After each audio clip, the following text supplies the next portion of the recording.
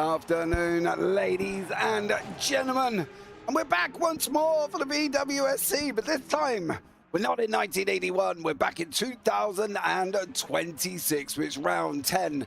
And we're at the wonderful, fabulous, let's copy every other circuit, COTA, here in America. I'm JP. I'm going to be joined in the booth by Mr. Tom Cairns and Mr. Ross Smith, who's going to come along for the ride this evening. Let's take you through everything and normal for the housekeeping here, guys. As I said, this is round 10. We go on to Fuji now. We're going to have a bit of a break right the way through to the 26th of September when we go to Fuji. Then after that is 2 in October, Road Atlanta and Barcelona. And then we finish off the season at Monza. The track itself, well, as you can see on the right-hand side there, ladies and gentlemen, it is 3.43 miles, 5.51 kilometers, built in 2012. I should really say, instead of built, I should put copied 2012 in front of that, really, shouldn't I? Because let's face it, COTA is a mixed match of every other circuit in the world that they've decided to put together. Now, I don't ever not show my dislike for this circuit, and I do not like it. That is basically a matter of fact, and anybody that knows me or anybody that's been broadcasted on here before will tell you, James, you don't like it. No, I do not. Let's have a look. For the keys to the race, keep tires and engines cool, utilize multi-class chaos, and time to fuel to long laps. I'm not sure what that means, but we'll bring Mr. Ross Smith in very shortly and have a chat with him. GTs will be 30 to 35 minutes, 2 stops, medium to wets on that one. Hypercars, 20 to 25 minutes, 3 to 4 stops, medium, hard, and wets on the board. So we'll see how they get on. Now, in the standings, as per normal, ladies and gentlemen, we're going to start off with the bottom class. It will be the GT3 AMS. Kicking us off here, and as per normal, is Vasilios Kataranakis out in front on 183 points, with Daryl Kruger on 175, Matty Overton on 170. They're the three mainly going to be battling it out for the championship. Pinnacle Racing and Dark Thunder are all still in the team's championship, 269 to 261. In the GT3 Pros, it is Dan Kirby out in front, probably wrap the championship up if I tried to do maths this early on, but I don't. And he probably has over JT Tammy on 170. They're really the main two title contenders. If anything happens to Dan Kirby, I'll be very shocked. CMS Pro Porsche on 440, Troy Uyan, John Uyan and Dan Kirby, well, again, probably wrapped up the team championships on that one already. In the Hypercar AMS, George Angelidis is out in front. Is he finally gonna be the bride? Can we finally go to the wedding and crown George champion? Well, he's ahead of Jerry Chen at this moment in time. They're the two mainly fighting out with Hypercar AMS. Maya Shank Racing out in front on 325. Still quite close in the team. Sakura Mistral can still do it with 1 in Chen, but they're going to have to get the points on the board. Let's see how they do. In the Hypercar Pros, Tom Lane out in front by literally 55 points, I believe, if my maths are correct, over Ben Kesby. He's kind of dominating a little bit. Everybody else, as you see, really battling for second place. Ben Kesby, Johnny Gutierrez, they've got the second place. Ben Borman, kind of probably safe in fourth, but we'll see how Magnus Dolgan gets on. In the team standings, British Turkish Racing still out in front. Michael Ott, Ben Kesby and Karabasak, 249. Bad Day on 207. Again, depending on how they get on with standings, but, you know, it's probably going to be between them two. SKS in behind that as well. That is the housekeeping, ladies and gentlemen. And let's bring Mr. Tom Cairns in to the booth and have a chat with him. Tom, welcome in. Good evening, sir. Good evening, and it all starts here in Texas once again. Of course, everything is big in Texas, particularly that big wide section of turn 1 that ascends before plunging its way back downhill to turn 2, and of course the slalom section, as I would call it, from turn 3. We should be in for a good race, actually, with a mixture of classes around here. 25 drivers in total, 15 of those, I believe, are in hypercar, and 10 of which are in GTs. So should be in for a good mix of racing here with the strategies to come into play. Yeah, absolutely. I do love the fact that you were so politically correct when you were like, they're going in through the S's. I just sit there and go, they're going through Silverstone, Maggotts and Beckett's. because that's where the original complex come from. Let's be real about it on that one. Now, initially, look, I'm going to stop moaning about the circuit. I can't cope it anymore. We're here. We've got racing to take care of. So let's pay attention to that. And let's bring in Mr. Ross Smith, who's also had enough of me moaning about the circuit. But let's chat to him anyway. Ross, welcome in, bud. No, keep going. We Oh, dude, I could be here all day. I could be here all day on COTA. Don't even go there. But we're not going to be, Ross. We're going to talk about it. Let's see. What do we think? What's going to happen? Well, I think today, for this wonderful tailgate track, the biggest concern I think for drivers is going to be resource management, particularly for tires, just because it is hot out there. It's over 30 degrees. It's going to be mid 90s for those here in the States. It's just very hot. It's very sunny right now. I mean, this is Texas. It's actually kind of cool for this time of year, but drivers are going to have to manage that. And it's because it is a tailgate track, tires are going to get abused aggressively. It's going to be fairly even tire wear for the most part. So, they're going to be slipping and sliding and moving them all over the place. I think GTs are going to have a much harder way of it. I would be very surprised to see if any of them double stint. But especially being a 90-minute race, maybe they do. It's really hard to say. I think I'd be changing at each stop just because you do get so much more performance out of it that you can put down. But some of these drivers, they can manage to be very fast while not abusing their tires. So if you somehow find the magic setup, unlock that key, I think that those drivers are going to be the ones out in front, regardless of what their pace is. All right, question though, on the keys to the race, time, fuel to long laps. What does that mean?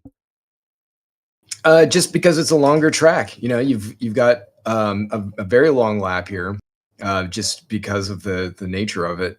So getting your stop to line up with your fuel tank, with your fuel strategy, I think that's going to be a little bit more important for the hypercars, just because they're going to have to pit quite a bit more.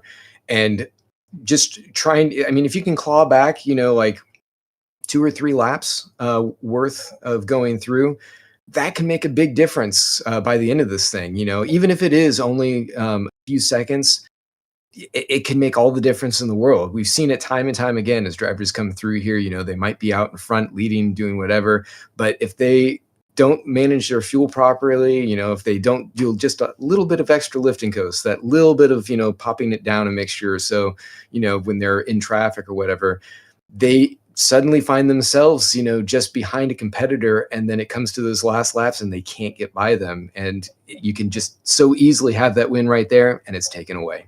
Yeah, it definitely is as well. We've got a very long orange section here today, Ross. Right the way down from the start, right the way down to turn 11. Why? Why do we need such a long orange zone? Some of that is agreed upon through some of the senior admins. We generally will look at tracks just in general, and they will come up with the different orange zones. Usually it's just the first sector, but just depending on the geometry of the track, it can be a little bit longer. And I think because of the way that Road America is here across different series, they felt that it was a little bit more necessary to have it go down that long run at the end of that straight, mostly because it can be pretty gnarly there, especially if you still have a lot of traffic close together. So there you go. Yeah, we'll see how these drivers go, of course. And the orange zone doesn't mean they can't overtake. It just means that penalties will be harsher in that first section, or 1 and 2 practically, before they move on, of course, on this one. Tom, COTA, we mentioned it earlier on as well, that uphill into turn 1, multiple different lines into turn 1, wide, inside, or in the middle. Surely that's not going to cause a problem, is it? No, I would have thought so. I mean, if you're a driver who likes a wide line and a strong exit out of there, so you complete a pass on someone by the time you get to the slalom section, that would be one of the key ingredients to having a strong race out here in COTA that's been around since 2012. So it's not like it's a new circuit to these drivers anymore. They've done a lot of racing here. It feels like a modern day school ground circuit to these. So I would expect to see a lot of drivers sending it into turn 1, considering how wide it is. Yeah, we'll pay attention and see how that one comes about, but I think it's going to be very, very interesting here as well. The boys are just started coming out. They have entered into warm-up. They are going to test which pit box they're in. See on the right-hand side to make sure we don't have any major dramas, but who knows? We always have dramas. We did at Road America last time out as well. If anybody remembers what went on there, people parking in front of each other, people having to back up. It was all a little bit messy on that one, but we'll see how these guys get on here at this, well, what should be traditionally a Grand Prix circuit. See how these guys do, whether or not they're going to be able to make it through without any problems. Don't forget, if you are here, guys, say hi. Carl's is in YouTube chat. Welcome in, buddy. Hope you are well here as well. We have only got 90 minutes, so it's going to be quick, thick, and fast, very rapidly here today. So keep a hold of your hats, because it's not going to take very long for these guys to get to the end of this one. It's going to be a very, very interesting one indeed. Ross, I do want to touch on a couple of things for you first off before we go. Has Daniel Kirby wrapped up the GT3 Pros already? I'd have to double check. I think there might be a mathematical chance that he doesn't, but I don't see how that would be. I think even just him showing up and finishing the race, regardless of where he is, that it just puts the final nail in the coffin, if nothing else. Yeah, that's, I mean, 90-minute races, 25 for a win, 18, 15, 12, 10, 8, 6, 4, 2, 1. Coming in towards the end of the season, we've obviously got a few tracks that are going to suit that. 90 minutes at Fuji, so the same points. 100 laps at Road Atlanta, 90 minutes and 90 minutes. So, there isn't many points on the board for these guys to even get up to him, say 100 points at the moment. And that's relying on him DNFing out of every single race, and at the moment his gap is 109 points. So is it not mathematically impossible? JC Dummy will have to go and win every single round to even remotely get near Dan Kirby. And I'm not being rude.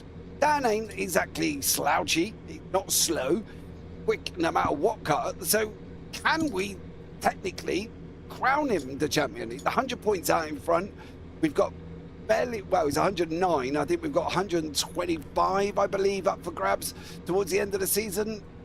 Surely he's not going to DNF all of them. I don't think that's going to happen here. I mean, even with being so close to the end as we are, just a handful of races to go, it's very unlikely. Like I said, he basically just needs to show up and he's gonna have it. But you just never know what's going to happen. I mean, some of these drivers, they actually have race schedules going on, and as they get towards the end of the season, some of that kicks in. Some of these guys, they've got kids they've got to take care of. I'm not saying Dan is one of them, but just life happens for some of them. Alec King, he was in here. He's actually at a race today in Barber, and he's running a BMW for one of the classes there. They actually qualified first, so kudos to him and the team. But he was with us pretty regularly, and then he just, he got involved in some other stuff. So it's not unheard of, but chances are pretty good that he's got this thing in the bag. Well, let's put it this way. I'm going to call it at the end of this race. If he wins today, he's won the championship. All right? Because there ain't going to be, I don't think there's going to be a mathematical possible chance of anybody getting near him. I think that's one of them's going to be wrapped up, and I think dusted by the end of this one. A couple of the others, Tom, that are still going, though, is the GT3 AMS. Daryl Kruger's here. Vasilius Katarinakis is here. They're not very far apart either, Tom. And I think this is what's going to make it quite interesting. We've still got championships up for grabs, and the GT3 AMS are definitely one that's still in for a fight. Absolutely so. I'm looking at the standings at the moment in the GT3 AMS. Katarinakis, as you mentioned, 8 points clear. So if Daniel Kruger was to win this one, it would be down to 1 point effectively. I know there's the drop rounds to consider as well. So this is a crucial race really for Kruger to really get back in the fight. I'm just looking at the in terms of the run of results, all those two particular drivers have had it over the course of the season. Dan Kruger won the last racing class. Katarinakis won the two before. So Kruger could do with another strong result, considering that Katarinakis wasn't around at the last race at Road America.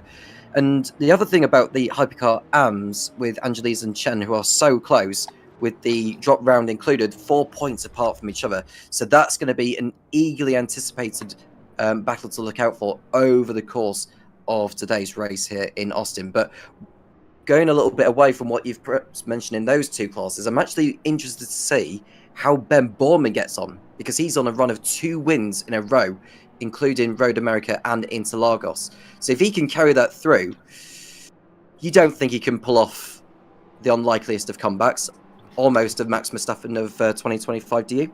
No. Politely. Sorry, I should have been more specific. And no, I don't. The reason for that, he is basically 97 points back.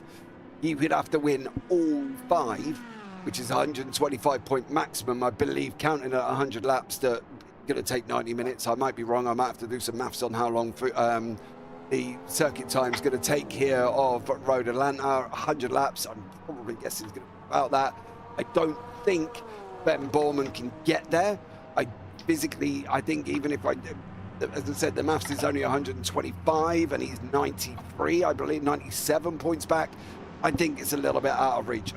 As much as I would love to sit there and say that, I just think he's a little bit far back on that one, to be honest with you, Tom. But as Ross said, never say never, and you never know what will happen. Ladies and gentlemen, we are nearly at time. It is basically about 6 minutes left of this warm-up to go, so we'll bring Ross in for a final catch-up. Ross, where are we on mods? What's going on at the moment?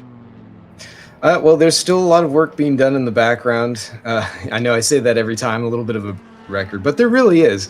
It's unfortunate, like we're kind of in a spot at the moment that you can't really see too much of what's happening, just because there is so much going on that's under the hood. But I will say that while we're also getting everything kind of wrapped up for some of our previous mods, like the 1985 historic mod, the Group C one, there's only one more car left, which is actually next in line after I get sort of a private project done that we have to get completed here, which should be this weekend, which means that that 1985 mod should be in the workshop by next weekend, assuming that we don't run into any flagrant issues.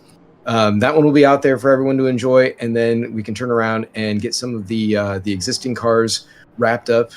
We have some work to do on the 1981s as part of our partnership with the Grand Touring Group, who was so gracious to donate some of their assets to that project.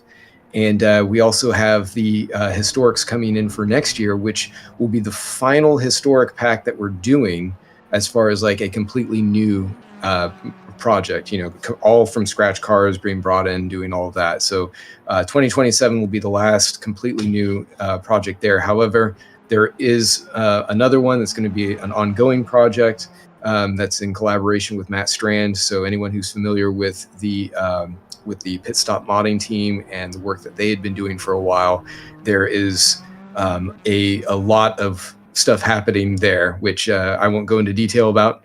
But you'll start to see some updates here as we go into the new year. As for the modern stuff, which we're looking at right now, there's a little bit of some new work being done.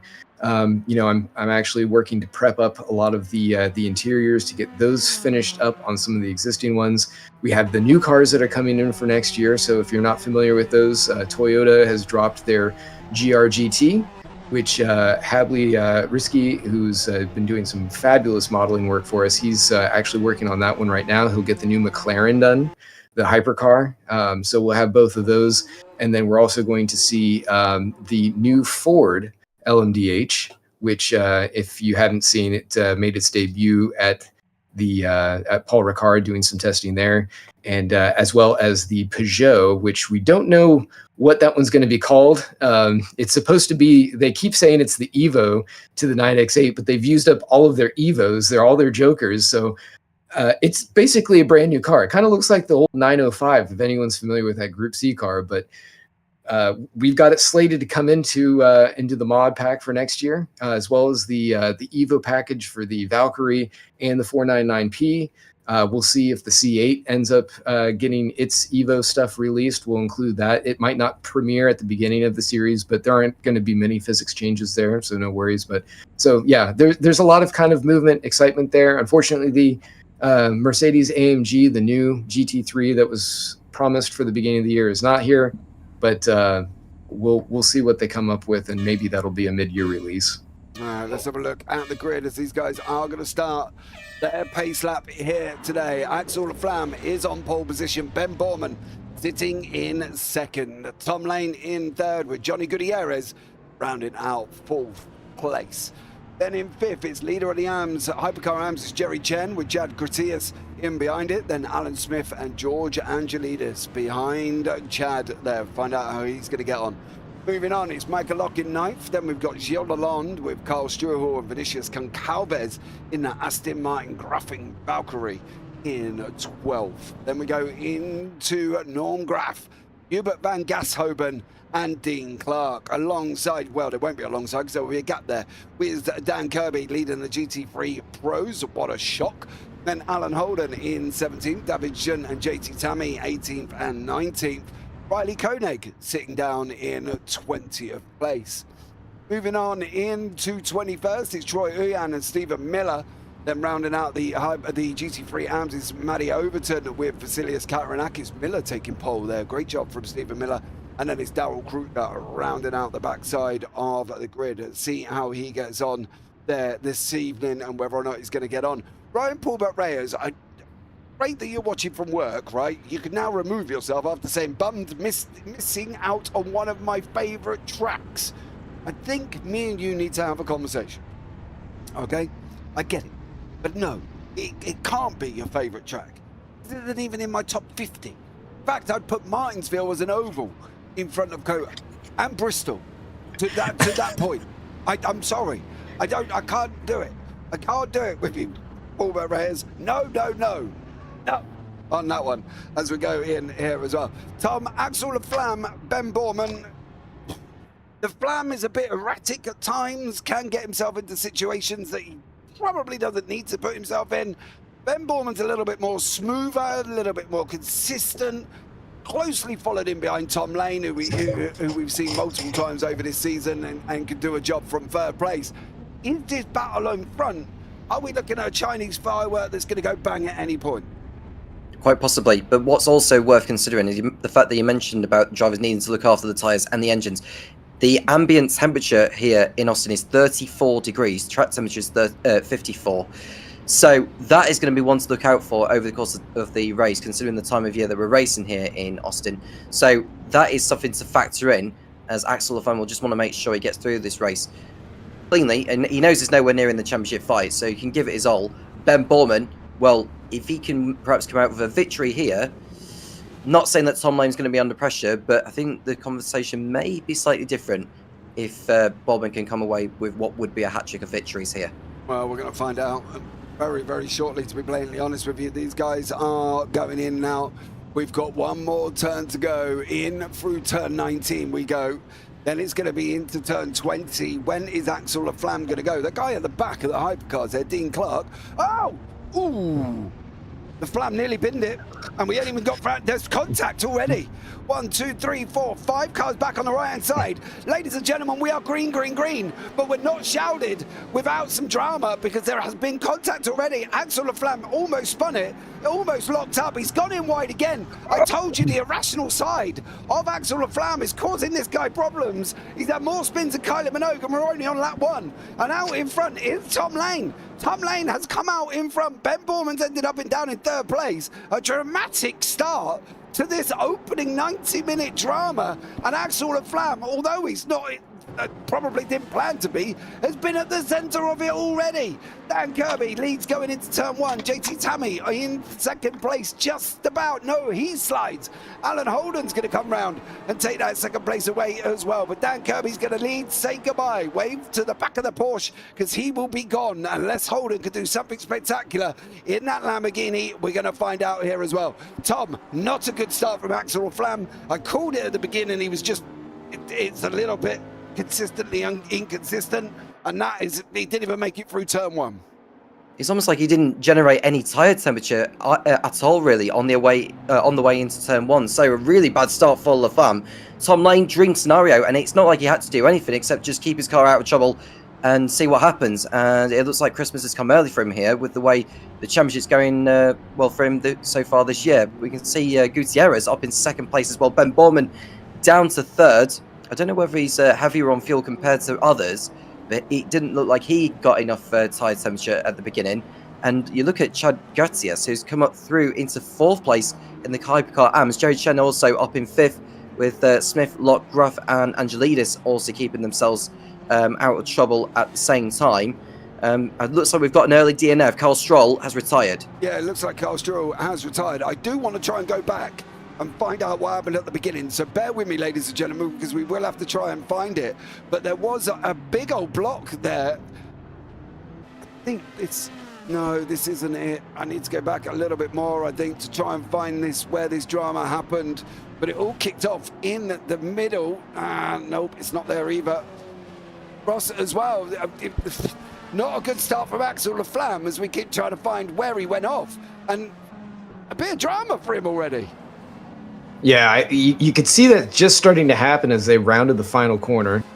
And there was a little bit of stacking. Obviously, he just kind of got out of sorts. You could tell that those cold tires in that very sharp corner. I wonder if maybe one of the drivers there was punching it just a bit early, thinking that the race had started. I don't know why, but you saw a little bit of backing up. There wasn't too much contact. You know, there would have been some light blue damage there that drivers would have had, some debris popping off.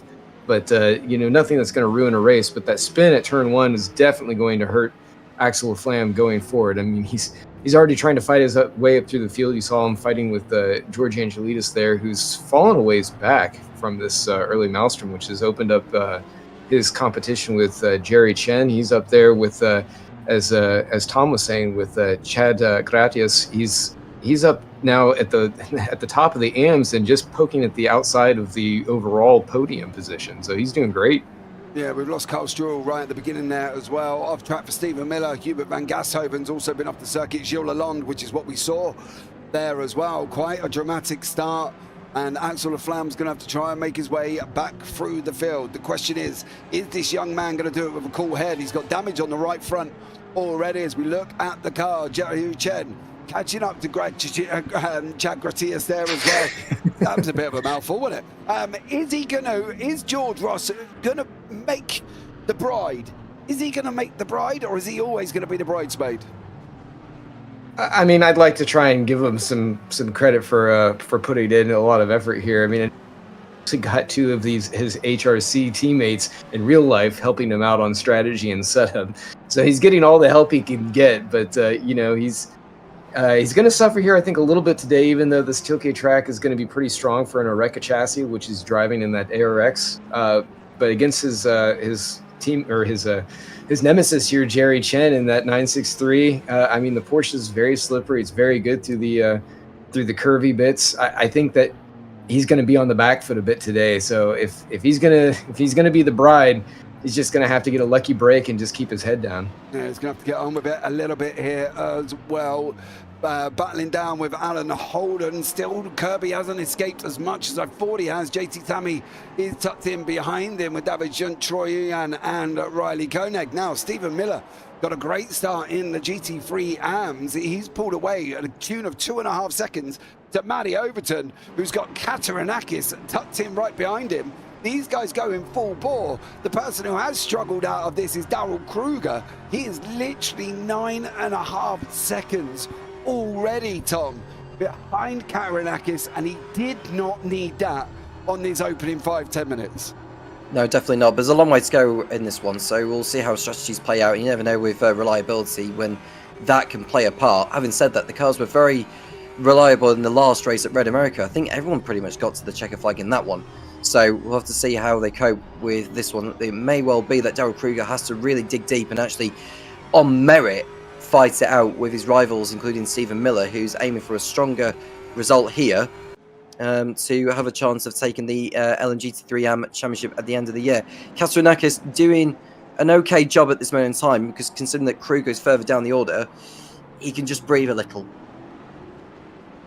Yeah, he can, but he's going to try and battle with Matty Overton in the process. Tom Lane out in front by 2.5 seconds. Gratias still leading the AMs over Jerry Chen, but not by much.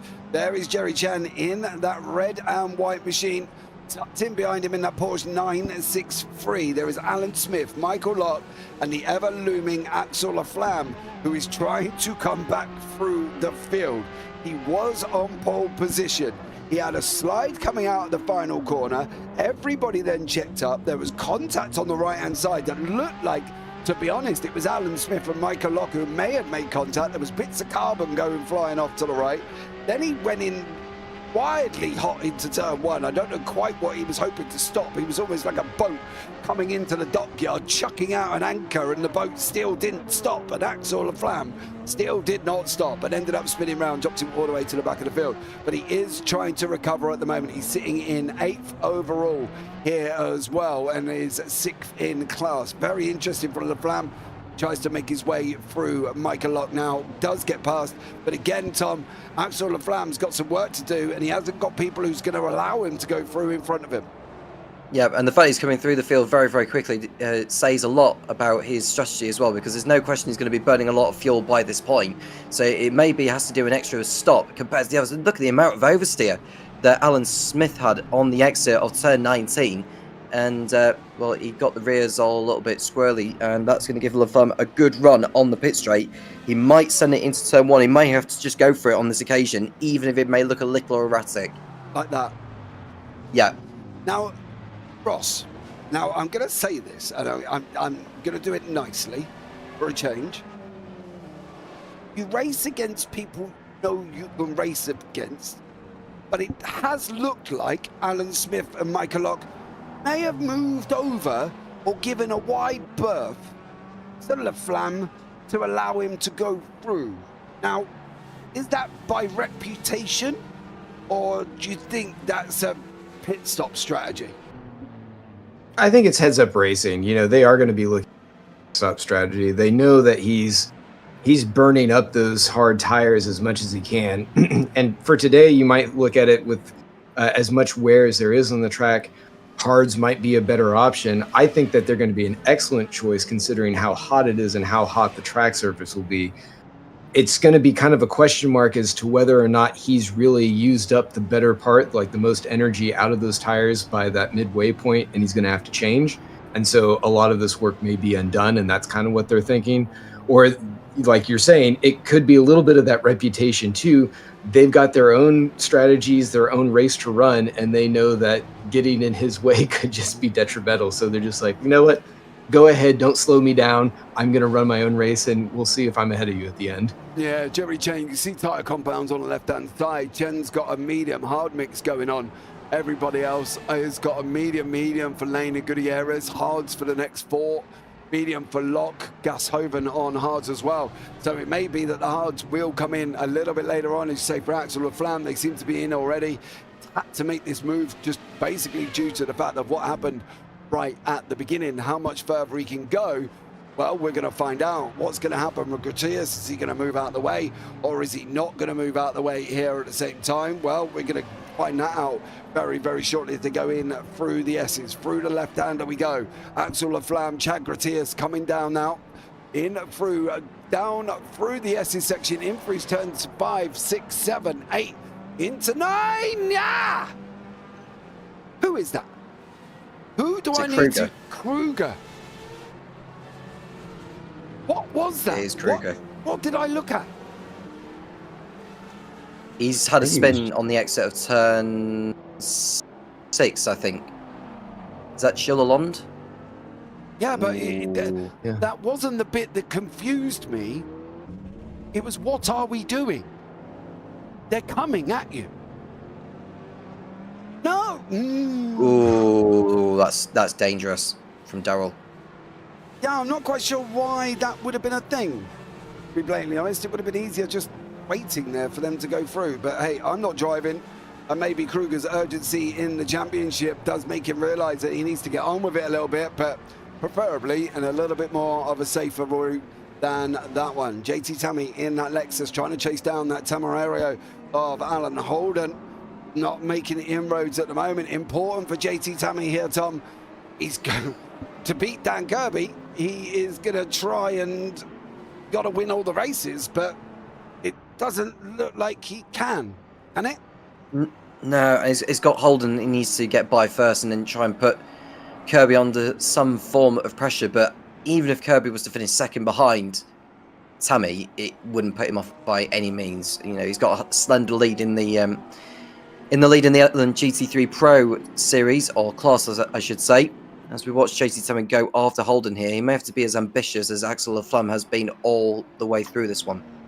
Yeah, I think you are right. It does look like the Flam has got past Gratias there as well. Katarinakis putting Stephen Miller under pressure. This should be an interesting one here for Vasilius. How is he going to be able to manage this?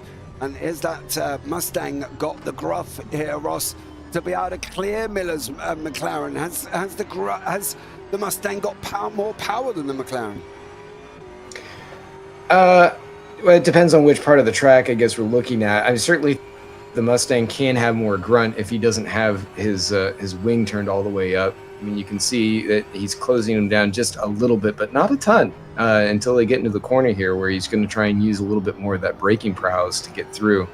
But he's going to move up through here, I think. I mean, Vasilis is pretty quick, and no slouch against Stephen Miller. I mean, he knows how to put some laps in, but I think overall, you tend to see Stephen's race slow down after he'll get a good qualifying run, but I think he's, just his pace as he goes through, it might dip off. And Vasilis is, I mean, we've seen him through every single race weekend that he's come here. He's been pretty consistent. I mean, he was able to nab a race win against Matthew Overton at Sao Paulo after Matthew ended up pulling an Overton on the last lap there. So I think he's on for a good finish. He's just got to keep it going. Yeah, maybe, hopefully for Stephen Miller, he'll be able to keep the car on the circuit here as well. Track temperatures has increased. We're up to the mid-50s at the moment as well. That is absolutely bonkers. We're on board with Tom Lane going in through the S's section now. Obviously, the reason I'm on board with Tom Lane is because I like to have a look and see how he handles some of the back marker traffic here as well. We're into the GT3 Pros. That's David Junt. Holden's in front. Looks like Tammy has cleared him, but on board with Tom Lane. See how he siphons through. There goes David Junt. What is he going to do here? In through the left-hander now, down through turn 11. This should be a straight run here for Tom Lane. If he can get on the power, he'll get both of these cars. Might even be able to get Dan Kirby. Probably not. He's a little bit too far, but that does mean he's going to hit Kirby going into turn number 12. How is that one going to work out for Tom Lane? Well, we'll stay on board. He's cleared everybody fairly comfortable, unlike some of the heart attacks I've had with Alec King on board, especially Laguna Seca. I can't remember if it was last year or a few years back. He almost made me out a litter of kittens as he was siphoning through the GT3s there as well. If anybody hasn't seen it, go back and watch it back. It is a fairly eventful lap from Alec King going through some of that traffic there as well. But Tom Lane seems to have done it a little bit more cleanly. He's going to catch Dan Kirby in probably an ideal situation here. In through 17 and 18, going down through, he's practically giving you the inside there, Tom. I'm not going to lie. Dan Kirby, down through he goes, in through 19, and Tom Lane gets everybody done within one lap. Chad Gratias has been into pit lane as well. Gas Hoban's out at the moment by the looks of it and has been off the side of the race circuit. But Tom Lane, very, very clean on back marker traffic. Now, will it be the same story for this man, Tom, as he starts trying to come through the field? Well, it's going to be a moment of truth, actually, isn't it? Because when he gets up to them in the slalom section, which I think is what is going to happen, he's going to lose a bundle of time. There's no question about it. And that's all going to favour Ben Borman further back, who's determined to make it 3 wins on the bounce. But it's going to be very, very tough with Tom Lane just absolutely running away with it. You can just see that gets round. Was that Gratis? He just got through. Was that David Young? Yeah, okay. Yeah, so he's just got through. This is one of the GT3 amps. I think that might be Kruger.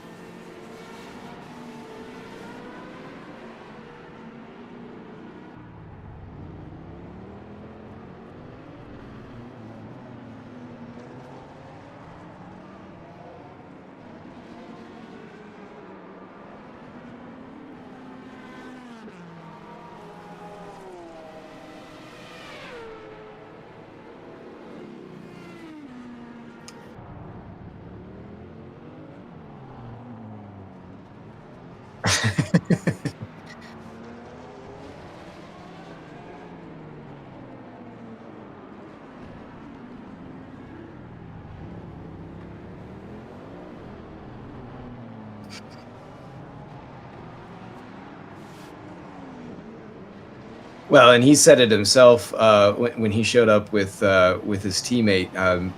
I'm forgetting his name offhand, but when they came in at Spa, both of them basically said, we really haven't done multi-class racing before.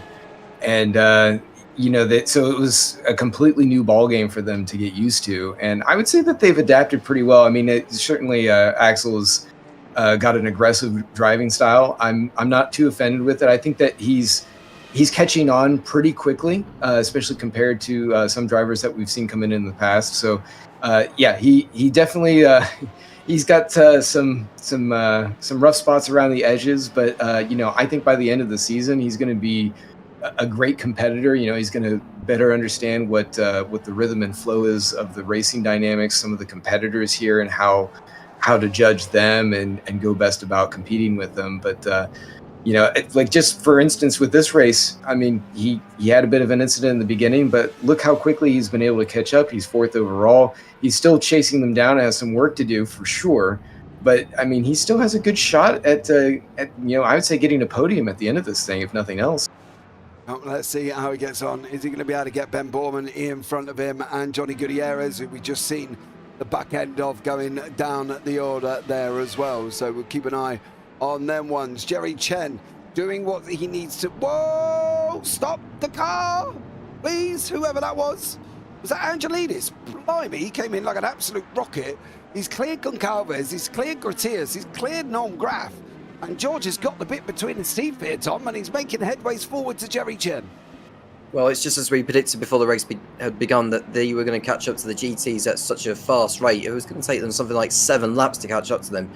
But Angela's just getting through the traffic as best as he can. Sitting in second in class right now is Angelis, but there are some of those in the Hypercar Pros in the mix here that he has to maybe cope with for the time being before he gets to his class championship rival, Jerry Chen, who, as it stands, I think would close to within 2 points of him if the drop scores were to be applied here. But either way, there's a long way to go in this one. As you can just see, that's one of the GTs getting in the way. Is that Dan Kirby in the way? Dan Kirby in the Porsche. I wouldn't say he's in the way. He's doing what this series promotes, Ross, which is staying on the racing line and allowing the faster cars to go through, correct? Yeah, you and Tom are 100% right. He's right where he needs to be, and this for these hypercars to take advantage of their much quicker speeds through here to be able to just get around that traffic and not have any issues as they head towards these S's. Yeah, absolutely on board with George. He's got the bit between his teeth. How much further is he going to be able to go? Can he clear Michael Lott to get to Jerry Chen? Can Michael Lott clear Chen and leave him in the clutches of George? That would be George's favourable position. But at the moment, Michael Lott really hasn't made inroads over Jerry Chen as much as I thought that Pro-Am split may have done here. Some people get on this circuit, some people don't, and that's not really where you want to be, George, out on that outside line. But you've managed to hold it in through turn 11 now. It's a long run down from 11 to 12, and I'll be interested to see how he gets on here, and is he going to be able to close? What sort of speed are we going to be able to get out of George's Acura, the ARX 06 Evo version, topping north of 200? Are we going to reach 300 kph? We are.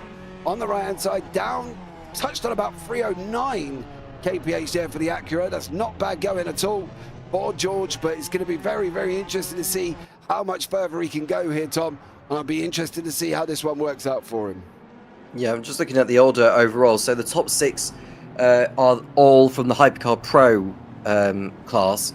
And then you got Jerry Chen and George Angelidis, who just nose to tail, as well as Chad Gretius, who's having the race of his life so far, having a splendid one up to this point. It looks like Laflamme has posted the best lap of the race now as well, 1 minute 56. Oh, sorry, a 1 minute 50.991. So he's the first driver to break into the 1 minute 50s in this race at this point. So absolutely gunning it, absolutely getting the hammer down and going after Ben Borman at this point. The gap is 5 seconds between those two as we are close to the first round of pit stops for the hypercars.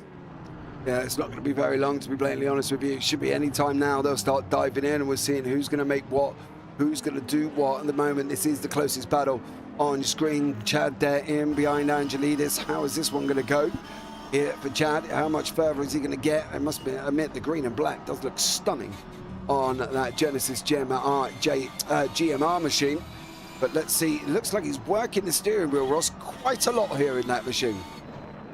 Yeah, I'm wondering how much, he's because very new driver coming in. Certainly shown he was racing here on Thursday night at NARS, and he ended up taking the class win. So I mean, he definitely has some experience. I'm curious to see how he does on here with these guys in front of him who he's battling for in class. But yeah, the livery looks great. He's handling the car pretty well, even if he is sawing at it a little bit. He's also running the hards, just like the two in front of him. So I think he's got a good idea of what he needs to do in strategy. He's just sticking with them. Oh, Chen's been hit. Oh! Wow, they split him. Oh, Jerry. Oh, that was a change. That was a change. George cleared Jerry going in, and I'd wonder, was there contact here? Or was that Michael Locke? Locke lost it on his own. Locke lost it on his own. Jerry hit the poop, I need to brake button. He went round, and fortunately George wiggled his way through, and Chad Gutierrez didn't really have anywhere to go there. And that's put the mixtures now. That's put George out in front, Michael Locke in front of that, and then Jerry Chen in behind there. Ross, sorry to cut you off there, buddy, but that was kind of a Michael Locke spinning, Jerry Chen hitting the poo button. Yeah, as reactive as all of that was, I think excellent job in avoiding the worst strategy they could. I think they all got a little bit lucky too, but it was impressive. Nobody caught any more damage than they did. That was great. Yeah, it definitely was, but it was definitely a moment there as well. Stephen Miller still staying ahead of Katarinakis. That gap is fluctuating around about that second mark at the moment. They're all starting to get a little bit separated by a second or more here, Tom. But is that kind of expected coming into the first round of pit stops? I'm just thinking about that incident because I'm amazed that Michael Locke got missed by Chen and Gracias at turn 12. It was good. It was almost like you go one way, I go the other. They couldn't do that again if they tried. Yeah, I do wonder how much George actually saw of that, though, Ross, and had a brief moment of panic and managed to wiggle his way through. He must have thought it was Christmas coming all at one time. Yeah, he just saw it and he said, well, with that. So we'll see how much he can take advantage of this through the end. But yeah, they're going to be squabbling amongst each other back here, and I don't think they're going to be separated by much. Chad's been doing a great job in staying with him, and I think that's going to carry on through the next round of pit stops. Yeah, we'll keep an eye and see how these guys get on. They should be due in very, very shortly. We did say 24 minutes as a maximum. I think some people may hit 25, depending on what sort of fuel saving they have managed to do. David Junt tucked up behind the back end of Alan Holden at this moment in time here as well. These guys motoring along as they're moving up into turn 12. Are they going to be able to make it through? No. David just sits in behind him again on that run through 13. Great little button down in the GT3 hams happening at the moment here, Tom, as well, with Miller and Katarinakis, but Junt and Holden providing the action in the GT3 Pros. Absolutely. So Gutierrez, the first of the hypercars to come in, so we'll see how far he goes here. But yes, it's a great battle going on at the moment in the GT3 Pros and in the AMS, with Miller, who has yet to win a class race this season, has a golden opportunity to do so, but he just needs to make sure he stays out of the hypercars way, and just keeping Katarinakis back all the way through. So he's got two tasks really. It's just allow the hypercars to navigate around him, and also ensure that Katarinakis doesn't get a good enough run on him whilst they're letting the hypercars through. Yeah, but I think this is going to be one of the things. The traffic management is always different. Now, obviously, you know, look, I don't drive. I haven't driven in long time. But when I did, I was never at the front. I was always in the midfield anyway. And when the GT's in a GT generally, because I couldn't drive a hypercar for love nor money, and I generally would just get my butt out of the way to a degree to make sure, because I know whatever's going to happen to me is going to happen to the next person in front. And, you know, with officials, as we know, they're, man, it's a lottery, isn't it? You never know if you're going to make them through unscathed or you're going to make it through in 50 different pieces. But that's the thing. You've just got to look at what's coming ahead of you and say, well, look, it's easier for me to let them past than dive me rather than, because I know they're going to go and do the same thing to the guy in front. And I think that's where a little bit of using your grey matter between your ears, and don't get me wrong, there aren't drivers that have grey matter. They must stay in the lead regardless. They've got to win at all costs. They've got to keep in front of Bob Smith, who's 6 seconds quicker than them, but he's going to go and weave all over the track like his favourite grandma knitting a jumper. And that's the thing. We've had Chad Gratias as DNF'd here. I'm now wondering why that was. He's had enough, James. He got passed by Chen, and he had a problem, and I think it just went kapoof. That just cut out, Ross. Oh, it's hard. He ain't got no dial. Can't see what. I'm not hearing any engine sound. I wonder if he's blown it. Maybe he might have had his blank too much. I think what's happened, sorry, Ross, I think what's happened is that he's had a spin and had over-revved the engine and wrecked the gearbox. Yeah, I can't see anything I think you're right. caused him to have any maybe he has. Maybe that was the option for Chad Gratias there. Unfortunately for him, has gone off the circuit. But Ross, going back to what we were talking about before we had that moment with Chad, you know, you've got to look at what's going on in and around you, haven't you, to give your racecraft a little bit of a bump on using your brain?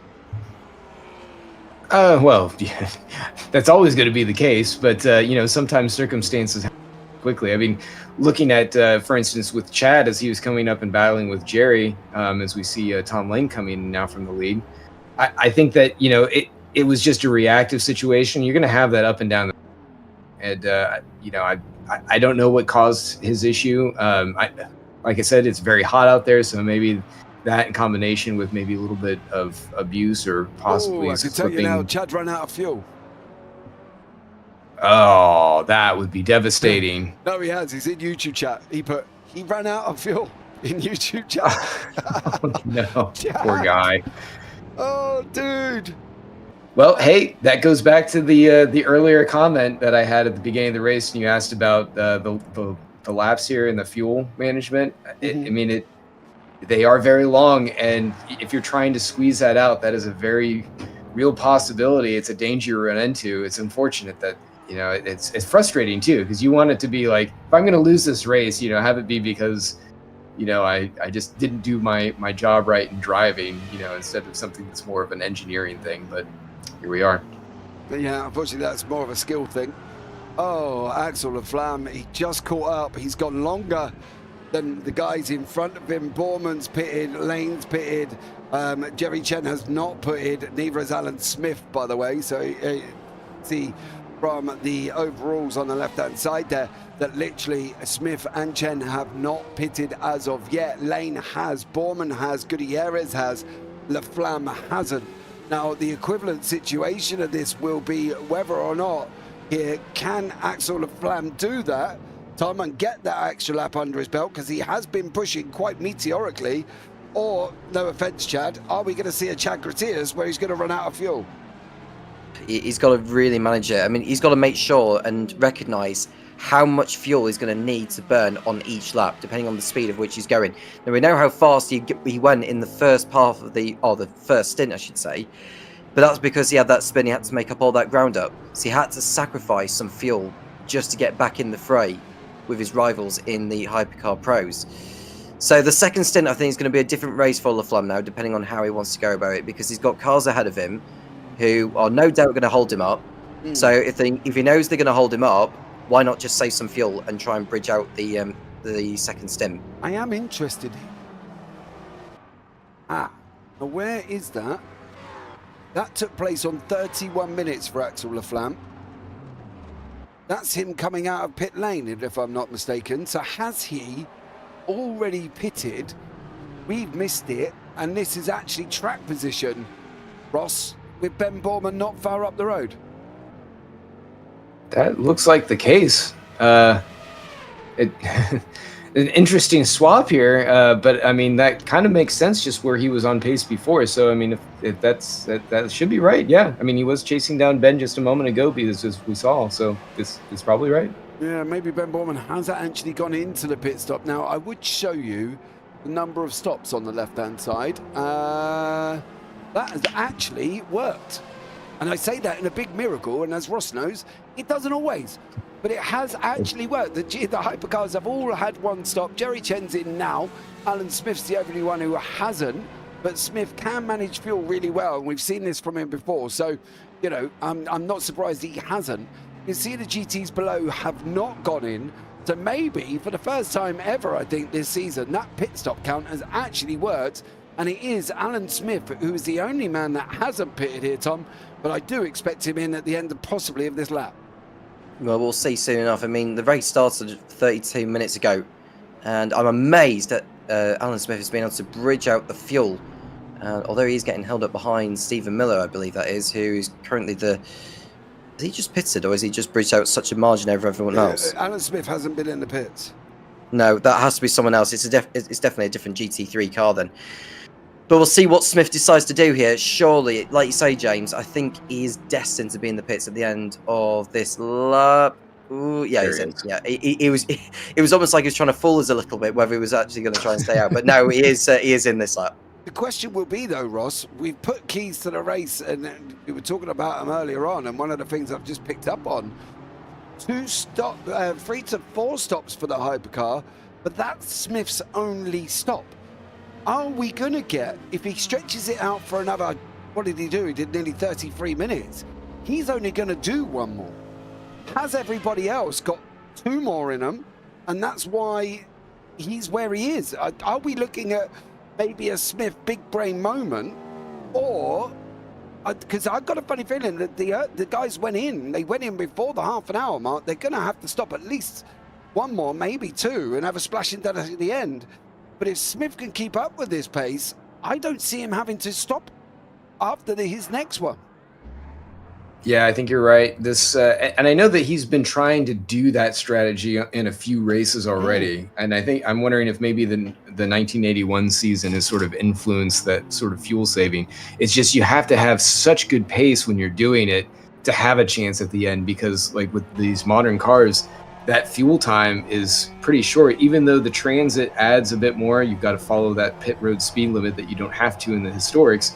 It's the offset isn't quite enough if you can't keep that pace there, where it's like, yeah, you have to come in again and you're only filling up for just a couple seconds to get the next few laps in.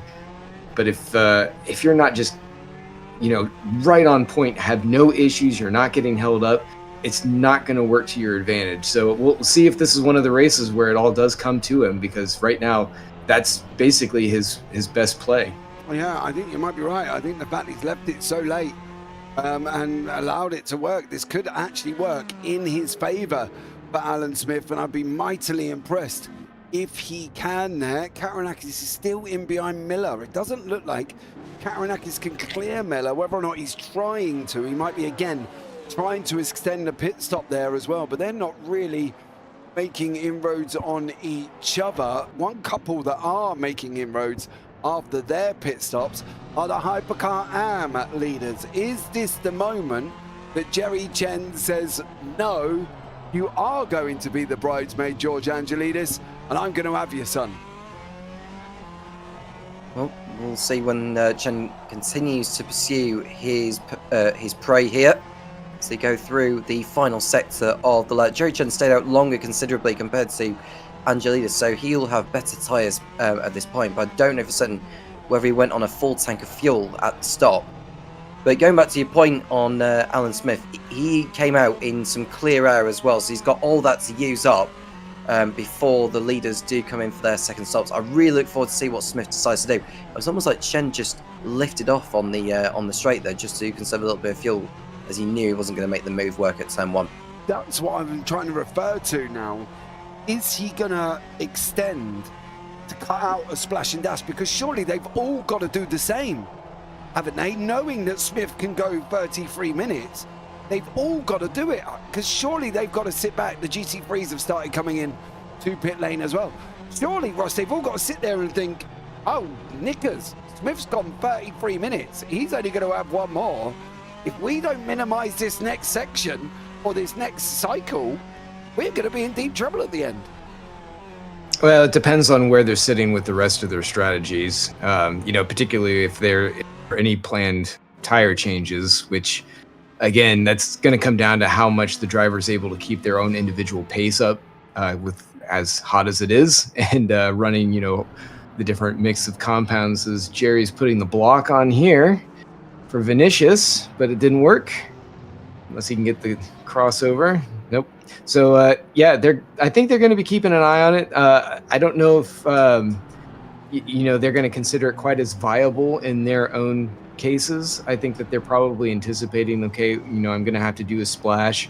Maybe what they'll end up doing is splitting the strategy. So instead of waiting for a splash and dash, they cut up those last 2 stops so that way they can get some track position out there. That's always an option, especially with tire conservation, not maxing out the car weight and putting as much pressure on those tires for that middle section. So we'll see if anybody takes that chance. It's going to come up here probably in the next 10 or 15 minutes, I'd say.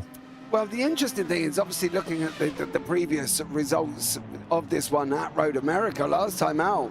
We had both of these guys, Jerry Chen and George Angelidis, got a penalty. Now, George got a 25-second penalty, and I think by the incident, it was probably well-deserved. But Jerry got a 50-second penalty. Now, these have been added straight away to the race results. So that did effectively give George the win in the hypercars last time out.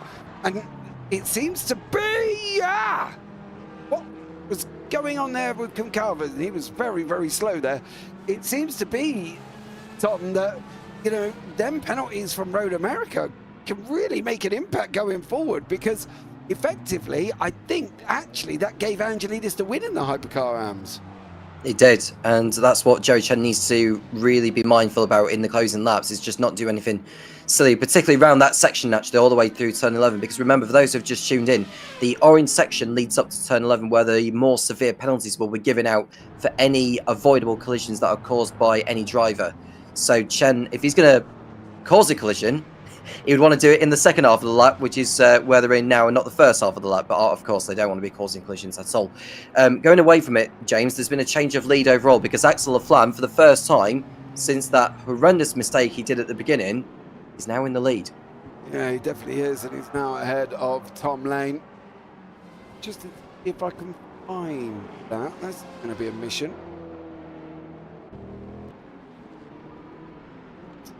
No, that's already taken place at that point. Can I go back and get here?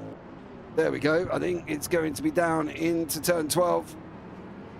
The Flam. No contest whatsoever. He doesn't have to, does he? There's still time. There's still pit stops to happen. There's still another stop. La Flamme at this moment in time, and it doesn't look like he's fuel saving here, Ross. It doesn't look like he's trying to cut out the splash and dash at the end, if it is going to happen. And I do believe there's still got to be one more coming here for these guys. He's just trying to motor away at the moment, Ross. So has Tom Lane really got to worry, or can Tom Lane go into fuel conservation and try and cut that final stop out? I don't know that he will, just based off of his past strategies. I'm actually a little bit more concerned as to his tire degradation. He's one of the few hypercars that's running full mediums all the way around.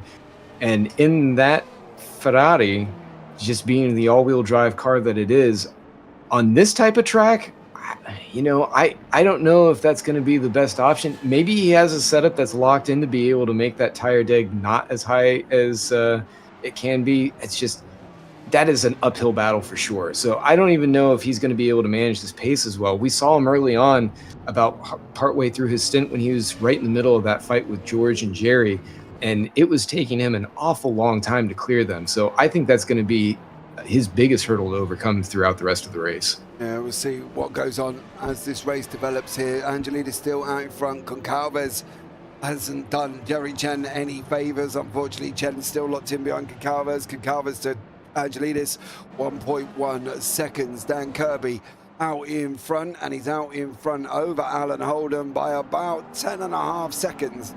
Is Dan at the moment, as Holden battles the fact that Ben Borman goes through, and Johnny Gutierrez, who does not go through, and Borman gets Gutierrez, and that was a mistake on Gutierrez's part, and poor old Alan Holden just had to sit there and watch as they all went past him at the same time, unfortunately for him. But Ben Borman and Johnny Gutierrez are close together in front. Stephen Miller still leading the GT3 AMS, sitting in the pit lane at the moment, has just dived into the pits to get to his pit stop out of the way, and he's managed to still hold on to the lead. Daryl Kruger has battled his way back up into second place in the GT3 AMS at this moment in time, but we'll see how this all cycles out after the pit stops. I don't believe, if I'm not mistaken, Kruger has actually pitted as of yet. Let me check. No, he has not, and neither are some of the drivers in front of him. So we'll see how that one goes with Daryl Kruger. He's going to got to go into the pit lane. Where is he going to come out in conjunction with Katarinakis, in conjunction with Overton? That's really going to mix up the GT3 Championship as it goes into the latter stages. 48 minutes to go here, Tom. Goncalves to Angelidis is now 8/10. Jerry Chen, 1.1 back from him. Yeah, well, Katarinakis pitted in the lap before Miller, so a chance of an undercut for Katarinakis, who had been stopped behind Miller all race. It's almost like those two were in an intimate relationship with each other, because that's how close they were. But a chance for Katarinakis to really dispose Miller this time and go on through before they head into the second half of the race. The fact that the GT3 AMS are pitted in so soon before the halfway point, they're probably going to need to splash and dash at the end unless they go into fuel conservation mode. No, they can go quite far. That's the thing. I think for the GT3 AMS, GT3s can generally go quite far in, and I think that's where the keys, obviously, to the race says it's going to be 30 to 35 minutes, but some of these have stretched this out to 40 minutes. So they were on for 2 stops anyway. It's whether or not they can fuel save enough to minimise that next one and try and get to the end. Now, the likes of Stephen Miller, who's had that plenty of opportunity to save fuel and has only just left pit lane, maybe might have to be able to make that his only stop. As you see Jerry Chen looking at the inside of Goncalves there, poking his nose in, just letting him know he's still there. But is that a possibility, Ross? Has Miller managed to save enough? He went a good 40 odd minutes. Can he get to the end on one stop? I think you're right. I think he's gone to the Smith School of Fuel Strategy, and he's going to try and do it as just a 2 stint and with the 1 stop. So we'll see if it works out for him. It's certainly a bold move for sure. And, for the pace of any of the other guys in his class, you got to do something bold to be able to hold him off. I mean, like I said before, Stephen Miller is not slow by any means, but neither are any of the guys behind him. That's a bump. This is a battle for the lead and actually the whole podium position. So this is kind of fun to watch. Yeah, Goncalves with damage already on the front right-hand side of that Aston Martin Valkyrie. You can see it coming down towards you. It's on the left. You can see the little indents there on the front left here. He's got very close to George. Now, is this George struggling with tyres, Tom, here?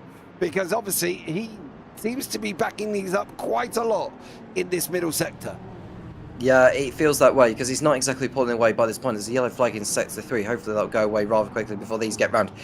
Yeah, I don't know if Angelidis is also thinking about fuel conservation, because it's pretty much a balance between fuel conservation and actually keeping his rivals behind him. It may well be having to look after the rears. I'm looking to see what tyres they are on now compared to earlier. Well, you've got Angelidis who's on hards, Goncalves is on mediums, and Chen is on medium and hards. So they're on different compounds, really, between these 3. Yeah, but is the medium and the hards the right choice for Jerry Chen? That's the question, Ross. Are we looking at the Porsche that needed the hards to where he is? He's put them on the front, the mediums on the rear. Angelidis has been way out of line! Oh! That was a close one. Well, that kind of answers that question a little bit. I mean, that battle... But, unless George stalled it, I think he was a little bit slow getting out of that spin. You see him going in the background, but he's lost a lot of ground to Chen now. And I don't think that any of those guys changed their tires, which would be part of the holdup. That was, yeah. Yeah, he stalled it. Where are we going? What's Goncalves? I know this is a really horrible view, but... Oh, we've talked about that line into turn 1, Tom, and look at that, the stricken George Angelidis has got it going again, but we talked about the line in 1, and that was the chances that we took, was whether or not you could make it through, 1 on the inside, 1 on the outside. Was that Angelidis cutting the nose off, Tom, or was that was it Goncalves cutting his nose off? Or was that Angelidis just going in too tight and not being able to get rotation? I think Goncalves had the right to turn in the way he did, because Angelidis was not going to pull that move off from as far back as where he was. So I think I have to put the blame on Angelidis for going for a gap that may have been there to him, but in terms of the line that Goncalves was always going to take coming out of turn 1, it was never going to end very, very well. But now this is going to give Jerry Chen a chance now to really close back in on Goncalves here. It also gives Chen the chance in the championship. Look at the mammoth of traffic that they're having to get through here. Yeah, the question for you though, Ross, was that Angelidis defended and Goncalves cutting him off? Because that was a very, very, I know there's a tight line going into one, but that was very, very tight from George. Was he defending? Because he was effectively in the lead. Goncalves was trying to get round him. You know, was that George over-defended the inside of one and was never going to make that 90-degree left? Well, I mean, you saw him pull up pretty sharply, so he knew that Vinicius was there and go for that position. It was really hard to tell from any of those camera views how they were aligned. I mean, like you said, turn 1 is, because of how wide it is and how sharp it is pulling back on itself, getting a good line of sight on where the car position is. You know, if you're not aligned with that rear axle, you know, if you're far behind it, then you don't have position as you enter that vortex of danger. So it's something that I think stewards are going to have to pick apart if something gets filed. But regardless of whose fault it is, George got stricken, and now he's on the back foot, and he's got a lot of positions to make up now, and a lot of time to make up. 7 seconds back plus to Jerry and this fight up here. I think he's just going to hope that these two are going to hold each other up and, you know, use their cars up and give him a chance to get back up there and have a chance at the end. I do wonder which way that's going to go. George is going to say he's defending the inside. Goncalves was going to say he was never going to make the corner, turn in at 90-degree left, unless he was going to trickle around that corner. I wouldn't want to be that person trying to decide which way the stewards are going to take that one. Let's put that one to bed, because otherwise we could end up being here a little bit all day, because that has affected the championship. George Angelidis is now 10 seconds behind Jerry Chen. Chen is 7 tenths behind Vinicius Goncalves. David Shunt is leading the way in the GT3 Pros at this moment in time. JT Tammy and Dan Kirby. I've got a funny feeling this is stopped related. Shunt and Tammy. Oh, okay, well that answers my question. They haven't stopped. That is only a run stop, Tom. They will be able to get to the end now, Shunt and Tammy. But where does that leave Dan Kirby? Well, that is the £1,000,000 question, really, isn't it? Well, we'll see Kirby soon enough. I'm looking at the gap of how far he is behind them. He's like 40 seconds off these right now. So Kirby's going to have his work cut out, I think, in the final laps. That is for absolutely certain, because it may be that he has to go into a little bit more conservation mode with fuel compared to Yunt and Tammy. But of course, it's not the end of the world for Dan Kirby. He's got that huge lead in the championship in the GT3 Pros. Now, remember, Dan Kirby was, of course, a former hypercar driver from last year before switching to the GT3s. Yeah, no, the difference is with Shunt and Tammy is right about now, Ross. They've done their fuel saving. They've stretched it out to 1 stop. Kirby's going to know this, and Shunt and Tammy can just go full bore. But is this now Dan Kirby in that fuel conservation mode to try and limit the fact that he pitted a bit behind him and is now got to look at trying to save fuel himself? Or is he just going to go flat out and go and try to extend the gap to a pit stop over Shunt and Tammy? Because surely at the moment, Shunt and Tammy are in sort of prime real estate to take that victory, because they've not got that next step, that next stop to have. Yeah, it's a really tough call. I would be impressed. I know that JT certainly has the chops to be able to save a lot of fuel and get up there. David's probably not too far behind him. I don't know if he's quite as good in that respect. I mean, I know that he they prefers went in to be together. Let's be real. They went in together, and Shunt's come out in front. So let's give him a little bit of props that he's just as good as JT on the fuel saving side of things. I'm just saying overall. I know what you're saying, but let's not disrespect the geezer. He's made it last this long. I'm normally the one in trouble. Ross, don't get yourself in my shoes now and start speaking the truth, because that will get you shot in the foot. Where is that leaving Kirby? Where are we leaving Kirby at the moment? Is he going to fuel save to try and minimize, or is he going to run as fast as possible and escape like a rabbit across the field to try and get away the foxes of Davidson and JT Tammy behind him? I think he's going to probably sit in the middle ground and control his pace, control his race as much as he needs to. And I think he's going to try and hit a specific fuel number.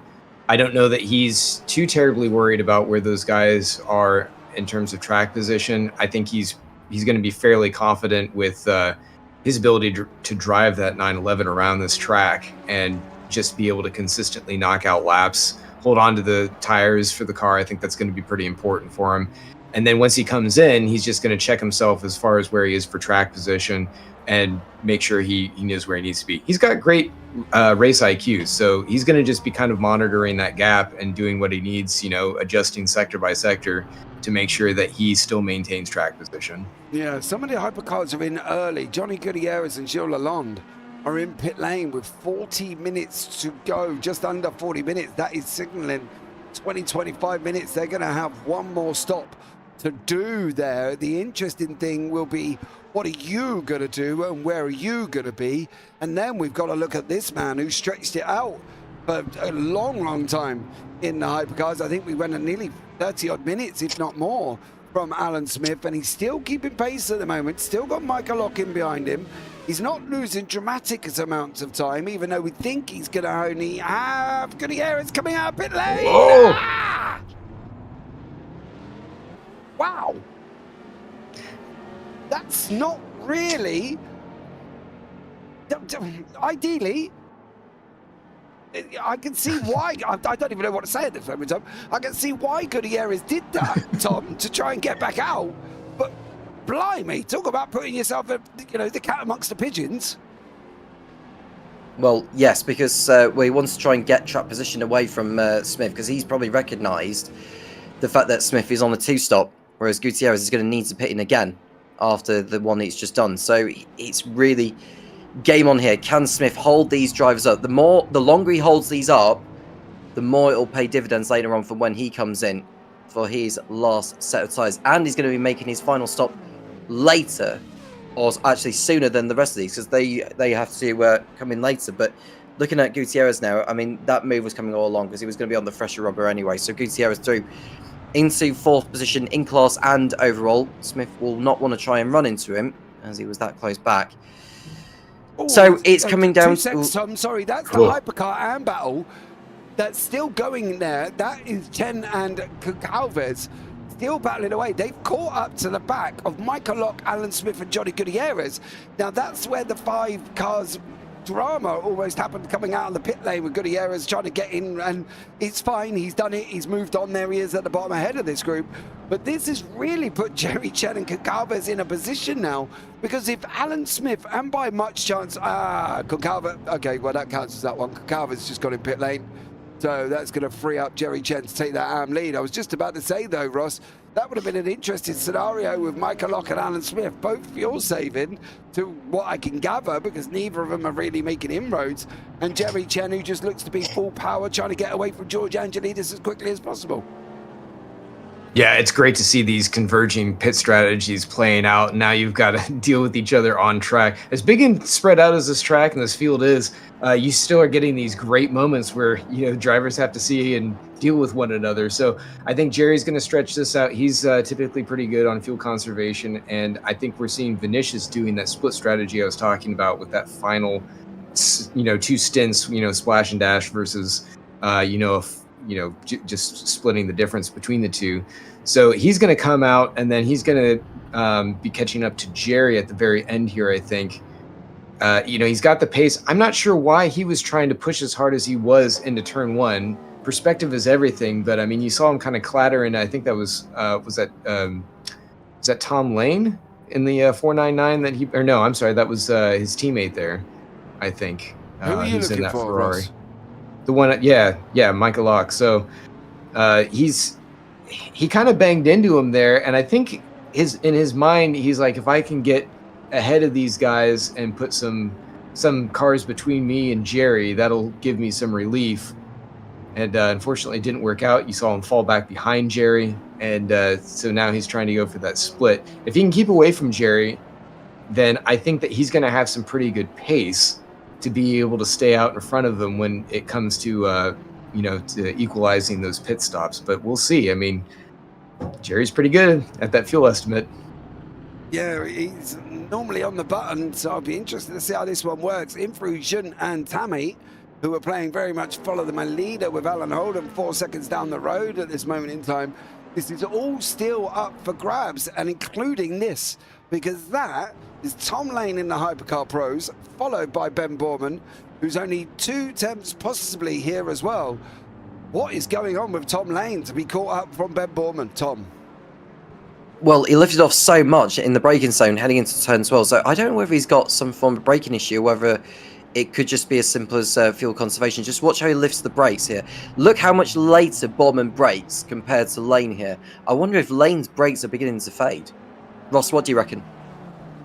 I'm not sure, Tom. Either between brakes or if he's just kind of keeping an eye out for those tires to try and pounce on them at the end. Because I'm sure that he's looking at the exact same thing that we were talking about before with the all-wheel drive and Tom working those mediums. I think it's maybe a shark in the water, just circling around where he sees blood, and he's just going to try and make his move whenever the opportunity arises. Keep an eye on that as we're coming into the GT3 AM battle at the bottom there. That was Kataranakis still behind Miller. And Miller, I believe, has got Matty Overton. That is your 1, 2, 3 in the GT3 AMs in front of them. How is this one going to work out for Tom Lane and Ben Borman? You've got the 3 AM leaders fighting it out on the racetrack. Lane's going to try and go around the outside. Borman's going, I'm coming, son. Leave me room. They slot in behind Miller. Ah, no, they don't. No, they don't. Lane has hit Miller. The leader of the Hypercar Pros has smacked the leader of the GT3 AMs. Miller says, Nick, it's to you. I'm giving you back after you just absolutely ruined my race.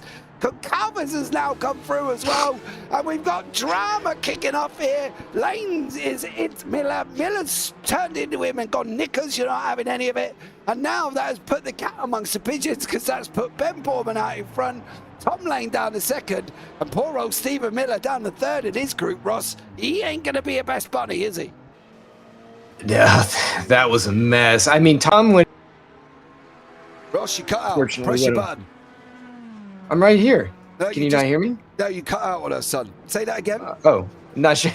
I just say, I think Tom, he was just on the edge trying to thread the needle and just sort of missed the hole there a little bit. And Stephen Miller, like you said, he wasn't having that. He was not thrilled by that result at all.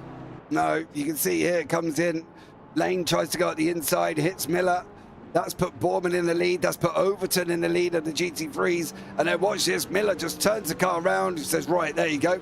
Have some of that. You've put me off the racetrack. I'm not happy. And he nearly gets hit by Goncalves not long after. So poor old Stephen Miller had a bit of a rough ride there, Tom, getting back onto the racetrack. Yeah, I don't blame Miller feeling the way he was there. But, the fact that Tom Lane just ran into him and didn't really slow the car down enough tells you everything you need to know about the incident in itself. And you can see Goncalves and Lane have gone through. There is a hypercar coming out of the pit lane there. Is that Angelidis has just come out there? I believe so. Oh, this is messy. Matty Overton in the middle. Oh, Matty, yeah. Breathe in, son. Breathe in. They want to clear you. Let him go, Matty. Let him go. There he goes. There you go. Whew, Matty survives the day there as well. He's having quite a little bit of drama, but that's not Axel Laflamme. I do wonder who was that in behind him at that moment. George in behind him, wasn't it, as well? So George gets through just about on Overton. Overton still battling Kataranakis. Stephen Miller, though, he has a right to be upset, doesn't he? I don't know if that was completely in anger. I think that he might have been bearings, because if you kind of, as looking on that replay, he was trying to get his car turned back around. I didn't think that, I don't know that he expected Tom Lane to be quite where he was. I know that Steven sometimes has complained about some of the periphery view in these cars isn't as great as he'd have liked. So I'm wondering maybe he just didn't even know that he was swinging around there as tight as he was. And it wasn't intentional, I don't think. But even if it was, like you said, Look, we've got to start a little bit of a conspiracy, Ross. Come on. You know what I mean? From my perspective, he spun it round and just drove it into him. Maybe I'm wrong. Maybe Miller will come back to me after and go, James, I did not do that on purpose. I go, okay, son. But one of the things that's going to happen, though, Tom, and that will be a definite, because one, it was on Tom Lane.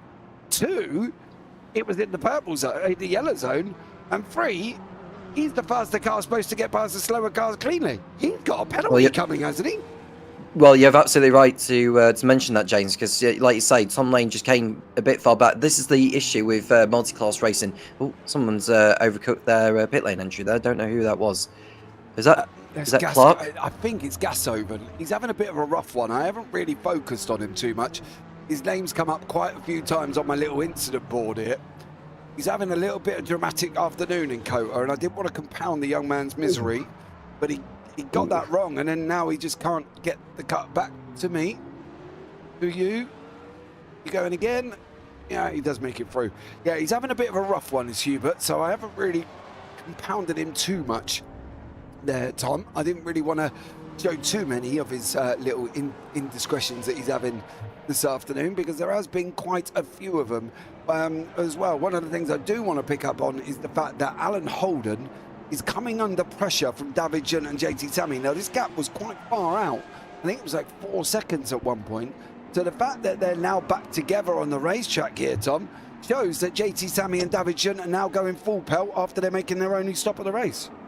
Yep, and that's going to completely change the phase in terms of the amount of tyre grit all of these will have. So I think it's just a matter of time, I think, before Yum actually sends it on Holden. And, well, going back to your topic about Tom Lane with the incident with Stephen Miller, I can see a penalty coming for him, because as a hypercar, it's your responsibility to make sure you navigate round the GTs without running into them. Yeah, absolutely. I think he's right, Ross, hasn't he? Just by what we've seen. Oh, Gutierrez get himself in a mix. Oh, that's not Gutierrez. Who is that? It's Lalonde, isn't it, James? Yeah. I think it might be, yeah, it might be Lalonde having a bit of a moment with David Junt, JT Sammy and Alan Holden. Now, I've seen this before somewhere, and I may have just had deja vu with Miller and Lane.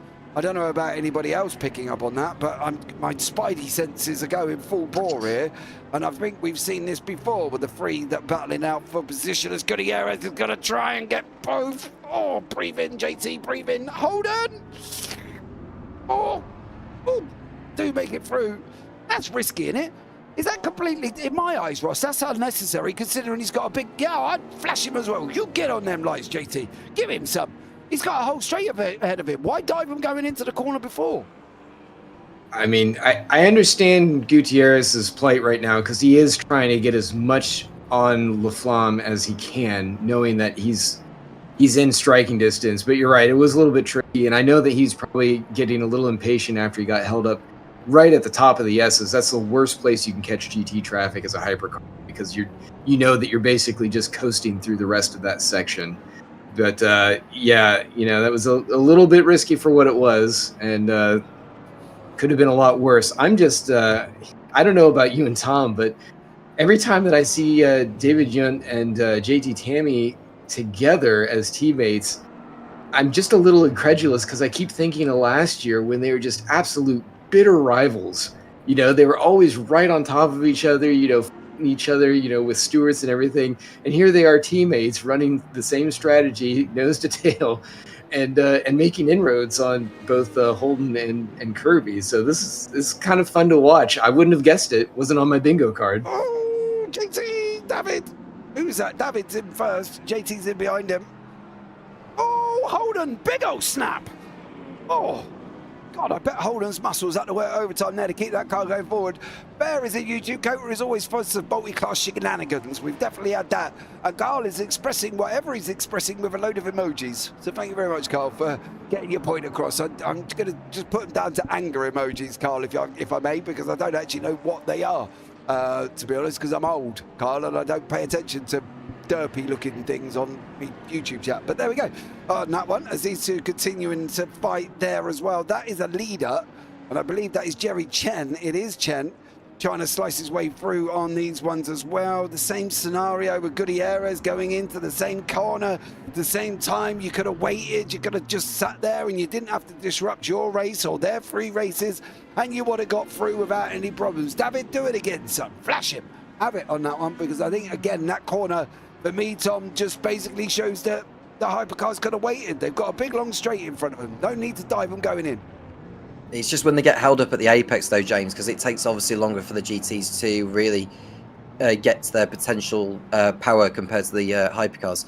There is a penalty notice for the man who overshot the pit entry. That's Van Gashoven. But you can just see Junt sending it on Holden there. He went one way and then the other, and then absolutely sent it. He may have just hold him up a little bit just to give JT Tammy a little bit of a run. But that was a super pass, actually, from David. It was ruthless, but it paid off, and it was a great pass. The problem is now is Holden is very much out of shape. He's out of shape, and JT knows this. JT knows he's out of shape. JT's got the inside for 19. Don't you dare, hypercar, stay where you are. Good boy. And JT knew this and blocked him completely out there. Holden was well offline from the moment that overtake happened. JT was not stupid. He used his brain coming in through 18, 19 and 20. The pass got done at 19. And then no, it wasn't 19, it was 16. And JT just slotted in and just went, you're offline, son. You're going to be chasing my tail across that racetrack. And that's exactly what Alan Holden had to do. He tried slotting back in behind David at one point, but David just moved the goalpost a little bit and JT just followed him. So although they're bitter rivals from last season, they're definitely working as teammates this season, Ross, because David kind of helped JT out on that one. Oh, 100%. Yeah, and you could tell that was all strategy. Plow the road and play tail gunner wherever they can get that opportunity. Whether they're going to be able to use that kind of strategy on Dan Kirby, there's a sizable gap there, but I'm sure that's in the cards if they can. We'll see if we have a repeat here. Fortunately not, as Michael Locke was coming around there to try and make the pass. I kind of saw Alan Holden falling back, though, because as much as those two cars there, those Lexus cars, they kind of struggle a little bit with those bigger engines. At the front, the Lamborghini, I know it really has a lot of pressure on those rear tires. It tends to use them up quite a bit faster than a lot of the other cars. And with the heat deck going on today, I could just always see that coming, where Alan Holden was going to have that uphill battle. He was just going to struggle later in the stint like we're seeing right now. Michael Locke, dude, I'm gonna get. If you ever meet in real life, I'd give you a cuddle. The patience he's just shown behind them guys. Because Calvez just went through and just voted in. But Michael Locke just sat there, let them battle out, took his moment when he had to. And that, for me, is the epiphany of a decent using your brain and grey matter between your ear rolls of how to deal with leaders in a race. Because I swear to God, that's just really impressed me from Michael Locke, how he sat behind him, going in through 16, 17, 18, 19 and 20, and then made his move. Fair play to you, Michael Locke, on that one. That is a man who isn't really caring about what's going on in the race, but he's more caring about what's paying attention in and around him at the moment. So fair play to him on that one. Karanakis and Overton are still battling out. Miller's not really making inroads. I think Chad's off. Loving the commentary, boys. I'll try and put on a better show next time. Chad, it's only racing. You ain't going to change the world, buddy. You go back and enjoy your love. Get yourself, get your slippers on, get your blanket on. Sit back and relax, mate. Promise you, it ain't going to make no difference to me. I won't lose sleep. All right? So, fair play. It's simulated. We've got this. Now, the interesting thing for me, looking back, Tom, on this one, I don't know if you've seen the F1 movie, and Brad Pitt and the geezer who's driving with him, whose name I can never remember, split Lewis Hamilton at the end and made Lewis Hamilton, I can't even remember his name, I don't even know what he was, split Lewis Hamilton at the end there, and basically Hamilton had to make a choice, albeit it's scripted and they were going to win anyway. It kind of reminded me of what David Shutt and JT Tammy just did with Alan Holden. He kind of split him a little bit and gave Holden no choice. Yeah, and it's a very good analogy there. And yes, I have seen the F1 movie when it was released last year. And I think, Junt and Tammy just worked brilliantly. I mean, what I was going to say when they came out of turn 15 was that when Junt made the move on Holden there, he could have boxed him a little bit more to make it a little bit easier for Tammy to just head on through, which he kind of did. Although Tammy had to wait until the penultimate turn of 19 to get the move done. But it's been great teamwork, actually, involving Tammy and Yun to go through into second and third in class. Dan Kirby's still running away with it, though, in this one, on course for another class victory. Jerry Chandler, leader in the Hypercar AMS. We've cut away a little bit now since we saw that battle between him and Goncalves. What has Chen got to do here, Ross? Because it's getting to a point in the race now where they're on similar strategies to each other. What do you think? Have either of them maybe got a little bit more in their car compared to others? I think you're right, Tom. He's been holding on to usually his main play. I mean, Jerry is pretty good at maintaining a good pace and extracting what he can out of his setup, but I think his bread and butter is really just coming up with strategy and making sure that he's very smooth through here. So his racecraft is good. His resource management is even better, and I think that's going to be the one thing that's going to keep Vinicius and George behind him through the end. Yeah, I agree with you, and I think that's going to be the thing we're going to pay attention to here as well. One of the things we did forget to mention is not the fact that we've got this man who has taken fuel meteorically long in that hypercar. What we have got is this situation. Kirby has not pulled out enough. If he's got to pit again, now just in the background at the top of the screen, you just saw the yellow and black of Jun and Tammy. Now we know, or I personally think neither of them have got to stop again, but I believe this man has. He hasn't got the gap at this moment in time, Tom, to have a pit stop free. He will come out if he does not nail this next lot of racing tracks. Now, I know Kirby is cool, calm, and collective, and trust me, I talk to him at the end of every single race, and he's just chilled out. Yeah, it was a good race, you know, he's quite chilled about it. Is he going to be chilled at this moment in time, knowing that he hasn't got that gap to get the pit stop, or is he fuel saving that's going to allow him to... the dashboard ain't working. Is he going to allow him to be able to fuel save to make that his only stop? But I think he was too far back, to be honest with you. Well, if you look at the number of laps they've got to do, I mean, they've got probably at least 9 left to do. So he's going to have to try and maybe go into fuel conservation mode, because he ain't going to win the race if he pits in between now and the end. So I think the only way he's going to win it is just by lifting off and allow some fuel to be saved. Which will give Yun and Tammy a little bit of encouragement, because they can try and pick up the pace a little, and we can compare the lap times between how they've been getting on. On the last lap, Kirby did a 2 minute 7.5, Yun did a 2 minute 7.1, and Tammy did a 2 minute 7.4. So they're relatively simple at this point, but give it 3 or 4 more laps, James. I think we should expect to see the gap come down, unless we, of course, we see Kirby come in for one last pit stop. Yeah, I'm just going to have a listen, see, but is Kirby in a position here, Ross, where motoring and managing are 2 different things? You know, I have to go back and look at what lap he was on when he pit and where we were as far as the timing, because I'm wondering if he uses the gap he has to conserve coming down to the end. There's a possibility he might be able to make it. I don't know. We got the lap. I haven't got the lap of my timing, unfortunately. Got the lap. Has anybody got the lap of when Kirby went in? Can we get that off a timing software somewhere? Because I'd be interested to see how that one works out. My only thing now is Overton's gone into pit lane. Miller is got in front of him. Karanakis has gone in front of him. So that, to me, tells you that maybe some of the others have got to start coming in here, and I think this is going to be very, very interesting to see what goes on in the GT3s. And I am scared for Dan Kirby, and I know him, and he'll tell me, no, I was just managing the race, managing the gap, fuel saving, like he always does. The guy is so laid back. If I ever saw him in real life, I could probably push him over. That laid back about things, but I'm starting to wonder whether or not he's going to be a little laid back, because he's just come out behind Matty Overton, which isn't also helpful. Matty, of course, really not wanting to hold anybody up, because he's fighting for the lead in the GT3 Hams. And of course, that's got championship connotations with him and Karanakis at the same time. So, you know, there's lots of things going on. Overton's only 13 points back, so it is between Kataranakis, Kruger and Overton as well. So he doesn't really want to be holding up Kirby, and he doesn't want Kirby holding up him. So Matty Overton, you kind of got a choice to make, son, whether or not you're going to get him out of the way and let him go through. Because for me, it might make sense to see if you can follow Kirby and gain inroads on that one.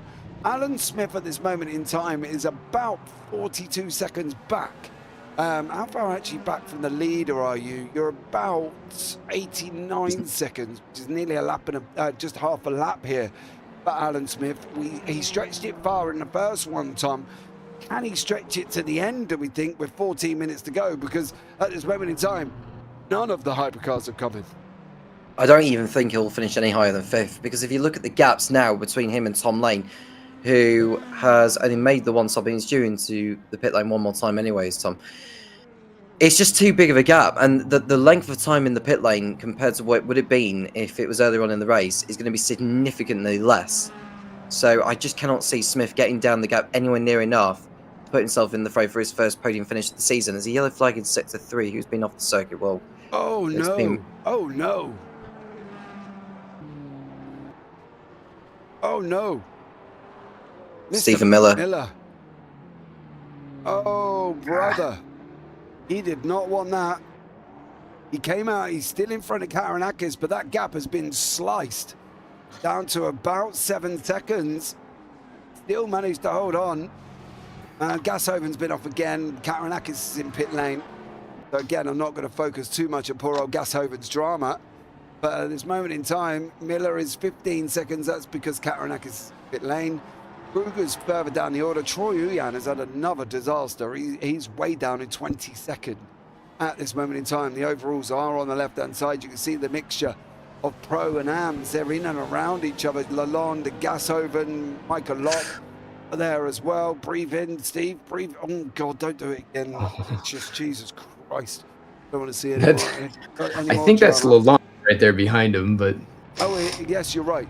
You are right. That is your Lalonde. I didn't want to see that again. Now, poor old Miller will be driving in circles once more, trying to find his prey. Bless him. Credit where credit's due. Yes, exactly. But yeah, overall, it's been a great race, Tom. Lots of different fuel strategies, and I think that's probably what's kept us guessing throughout this race. Yeah, it kind of reminded me of last year. I think it was the historic race where we saw drivers doing different strategies, and the one that came out on top was the one that made the one-stop work. So this is a totally similar scenario, albeit in different cars, with in terms of the length of the fuel for these compared to the historics. Yeah, and the pit stops are a lot less, Ross, in the modern than they are in the historics. Oh, by fields of pitch more. Yeah, I mean, you're talking less than a liter per second with the 81s, and then these you're doing around, I think, 3 liters a second, something like that. So yeah, you're talking the scale of, anywhere from 30 seconds of refuel here versus, up to 2 minutes sometimes, depending on what you have going on the other one. Really big, massive difference between them here as well. Let's see what keeps developing over the next 11 minutes. I'm interested to see where this man is. How is he going to cope? Has he got to go in? Can he get to the end? That is the question here as well. Can this man take points away from this man, with Goncalves in the middle, separating them at the moment? So Jerry Chen currently is on for gaining 25 points. Angelidis is on for only gaining 15. Of course, there are going to be penalties issued. Well, we will find out.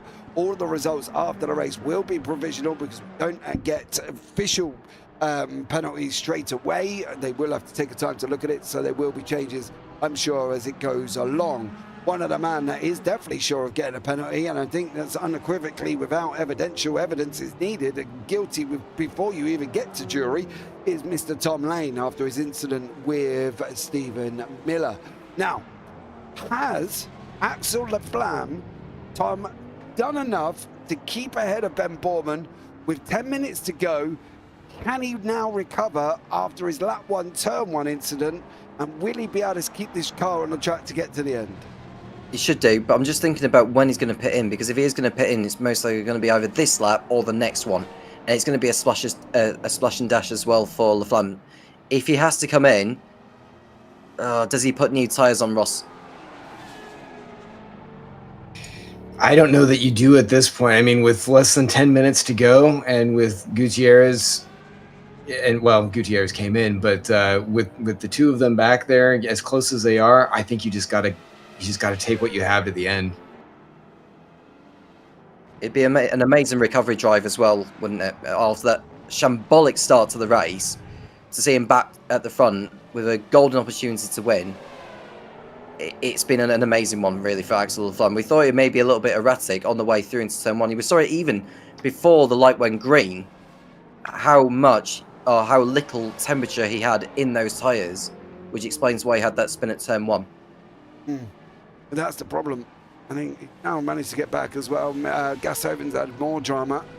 Unfortunately, they're not going to compound that young man's misery. Stephen Miller still leading the AMS, but he has got a 73-second gap, which does say to me that he has got a pit stop to be making at this moment in time, with 8.5 minutes to go, unless, of course, he's pulled out a master stroke, which seems to be the case for Alan Smith, which seems to be the case for David Junt, for JT Tammy. But is it the case for the likes of Dan Kirby, Axel Laflamme, Ben Borman, Tom Lane and Gutierrez? I'm a little bit up in arms of where everybody's going to be at this moment in time, and with my pit stop calculator actually working correctly, you can see Axel Laflamme's got 2. Has he got 1 more to go? Lane's got 1. He's definitely should have 1 more to go. Gutierrez has been 3, so he's done and can get to the end. Smith's got 2. Now it's whether or not Smith can get to the end on what he's got. But Lalonde's in pit lane as well, so it's going to be quite interesting now to see where we're at in conjunction with pit stops. As Concalves is in, that should free up George, but as George and Jerry got a pit stop to hand, and where is Kirby, Junt, Tammy, Holden, Koenig and Uyan in conjunction with Kataranakis, Overton, who have had 2 stops? There's still a big old chapter to write here, Ross, and we've still only got 7 minutes to go. It's exciting, and this is where all the strategies are coming down. And certainly, I don't think we've seen the last of hypercars and GTs running into each other before this gets finished up. So, yeah, I'm just getting the popcorn ready for the last couple seconds here. Yeah, hold on to your hats, ladies and gentlemen, because at the end of the day, it may be fuel and people running out all over the place. We'll keep an eye on it as it goes and as it keeps going on. At this moment in time, Concalves he's been in and out. 9.9 seconds for Vinicius. He was in, he fueled, he done a runner. Angelidis did not clear him, which is not a surprise because I didn't think he would. The gap to Tammy and Kirby, to Junt and Kirby has come down from 19 seconds to 16 seconds. So that's dropped 3 seconds at one point. Miller's in pit lane. That's released Kataranakis into the lead of the AMS. Jerry is going to be on Smith's gearbox in a couple more laps. Okay, says Chad in YouTube chat. He is already, and I'm not surprised, Smith is trying to get a 1-stopper. Chad, I don't think Jerry is doing that. I think Jerry is pitted, but whether or not he's going to cut the splash and dash out, because it was always going to be close. When you say 3 stops in a 90-minute race, it means 30, 30, 30. That's just standard, right? We break it into 3s, that's easier, it's called maths. So there was always going to be a chance if they extended 1, they could pit for 2 and just make it to the end. Now the boys that didn't pit before that after that half an hour mark are going to be borderline on the 30, 30, 30. So as I said, we may see people minimizing fuel in sectors 2 or session 2, should we say, after their first stop before they get to the second one. But it's whether or not they're all going to be able to get to the end. It's all going to be playing out. At the moment, I've got a pack of cards. The question is whether or not I stick them in order of who is in the race now, or if I throw them up in the air and go, Nickers, I don't know who's going to finish where. And at the moment, I'm throwing up in the air, Ched, because I have no idea where everybody is at this moment in time. But Tom, 5 minutes to go. We're surely going to find out shortly. Laflamme's in the pit lane, James, so this is an important one in the race. Can Ben Borman find a way through? I think he's going to get ahead of Laflamme because Laflamme is still in his box. There goes Borman. Yeah, there goes Laflamme. Tom Lane is going to be basically tucked in behind him. We did say, Ross, we did say he had to. Surely, with the pace of Axel Laflamme and the way that he was running that car, he surely had to go in for a pit stop. And he's tucked in at the moment. I believe that is George in front of him, who is obviously not going to make it completely easy because he's got Tom Lane coming up as well. Yeah, you can see him closing in. That was the last thing that he wanted there. Yeah, he moved over, let him through. Didn't jeopardize his race because he's running third right now, and he needs to pull down Gonsalves and Chen if they're going to pit at all right before the end of this. But now, the Greyhound is out on the track. Ben Borman is the rabbit, and you've got Tom Lane there ready to scoop up whatever's left from the two of them. Absolutely. Who'd have thought pulling over and letting the leaders go was a thing in CMS, Ross? Hey, don't tell George that. Who knew? Who knew, Ross, that was a thing? Le Mans. David Judd to JC Tammy, still 17 seconds behind. Down Kirby. Kirby not in pit lane, so we're thinking he may be able to get to the end with 3.5 minutes to go, but the chase is on, Tom, isn't it? LaFlamme to Borman, and is Borman... Oh, no, Matty Overton, you've gone off track at the moment as well. We'll have a look back at that one. We can do that actually right now. Poor old Matty has gone off the circuit. What did he do? Oh, no. Look at the back end. Again. So easy to do there. And it's that's such a tricky corner. It's always towards the end, Ross, with Matty, you know. Well, and that's where the tires are really worn off. The balance of the car has shifted so much, and that corner, like I said, it's very easy, especially if you haven't been staying on top of your brake bias with as hot as it is. I don't hold that against him, but yeah, it is unfortunate we keep seeing those Overtons. Yeah, absolutely. Well, LaFlamme, 4.3 seconds. There he is in the background. There's the leader. Let's see what goes on in this one. I'm keeping an eye on Kirby. I've got a funny feeling there's a pit stop, but it's whether or not he can manage it. I don't know if he's going to with 2.5 minutes to go here, Tom. Maybe Kirby has done his fuel-saving job here and is managing to cut out that stop, and it will keep hold of the lead of the GT3 Pros. I'm looking at whereabouts Kirby is compared to where Borman is, because Borman's just going through turn 11 now. Whereabouts is Kirby on the circuit? Oh, sorry. Turn 1. It's a completely different point. So yeah, I think Kirby's going to have to manage for 2 more laps, because the next time Borman crosses over the line will be the start of the last tour. Yeah, absolutely. See here as well, 2 minutes on the clock. Lap times for the hypercars. 1:53 last time, so it will be Borman's final lap. I think he is going to wrap this one up here if he can keep that car going forward, as that back end of the Acura did have a bit of a slide. There's LaFlamme, there is Tom Lane in behind him. That is still not over until the fat lady sings, and at the moment she's eating cake here as well. So let's see how he goes in through 19, coming into 20. Final lap, Ross, for Ben Borman. I think, yeah, this will be it. And they're closing in. Both Tom Lane, he's closed down that gap to now 0.7 seconds. So he's right on the back of Axel Laflamme, which I think Ben Borman is going to be taking a sigh of relief if he can hold on to it. That car is getting very squirrely in this final lap. This is going to be great. Well, keep an eye out here, Tom, as well, because he's got to do it. Is he going to be able to get to the end, do we think? Can he basically manage that gap and get to the end of this race? Can Borman do this, Tom? Yeah, well, he's got no back markers to deal with, so this is all it. So Borman just needs to keep the car on the circuit. Look at how slow he's going through the corners, actually, as well, particularly the slow ones. And the gap is coming down to run about 2 seconds. It's like he's going slow through the corners, but faster on the straights compared to Laflamme and Lane. Yeah, keep an eye out, ladies and gentlemen, because it's coming here. It's coming. Let's see how this one goes on. Can Borman hold on? Has he got it in that car to hold on to the lead of this race? It's down into the final couple of corners.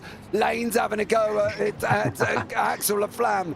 That's going to help Ben Borman out at this moment in time here as well.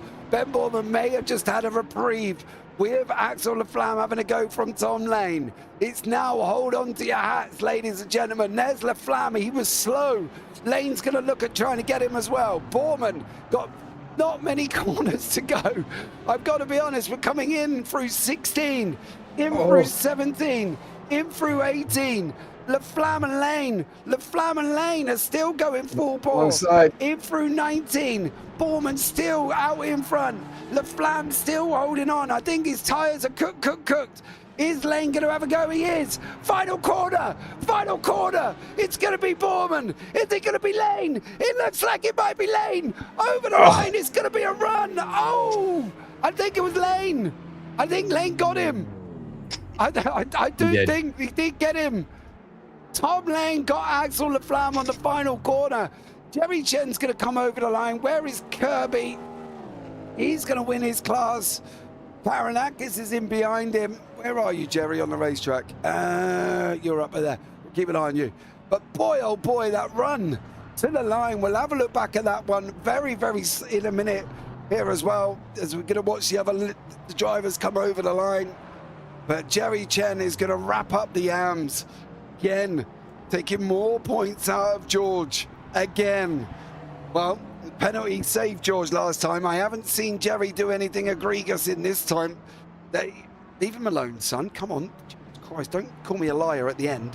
As he goes through 19, in through turn 20, and over the line for Jerry Chen. We'll have a look back at the Axel LaFlamme Tom Lane finish very shortly, if I can just keep the session going long enough. But Jerry Chen comes over the line, takes the win in the Hypercar AMS.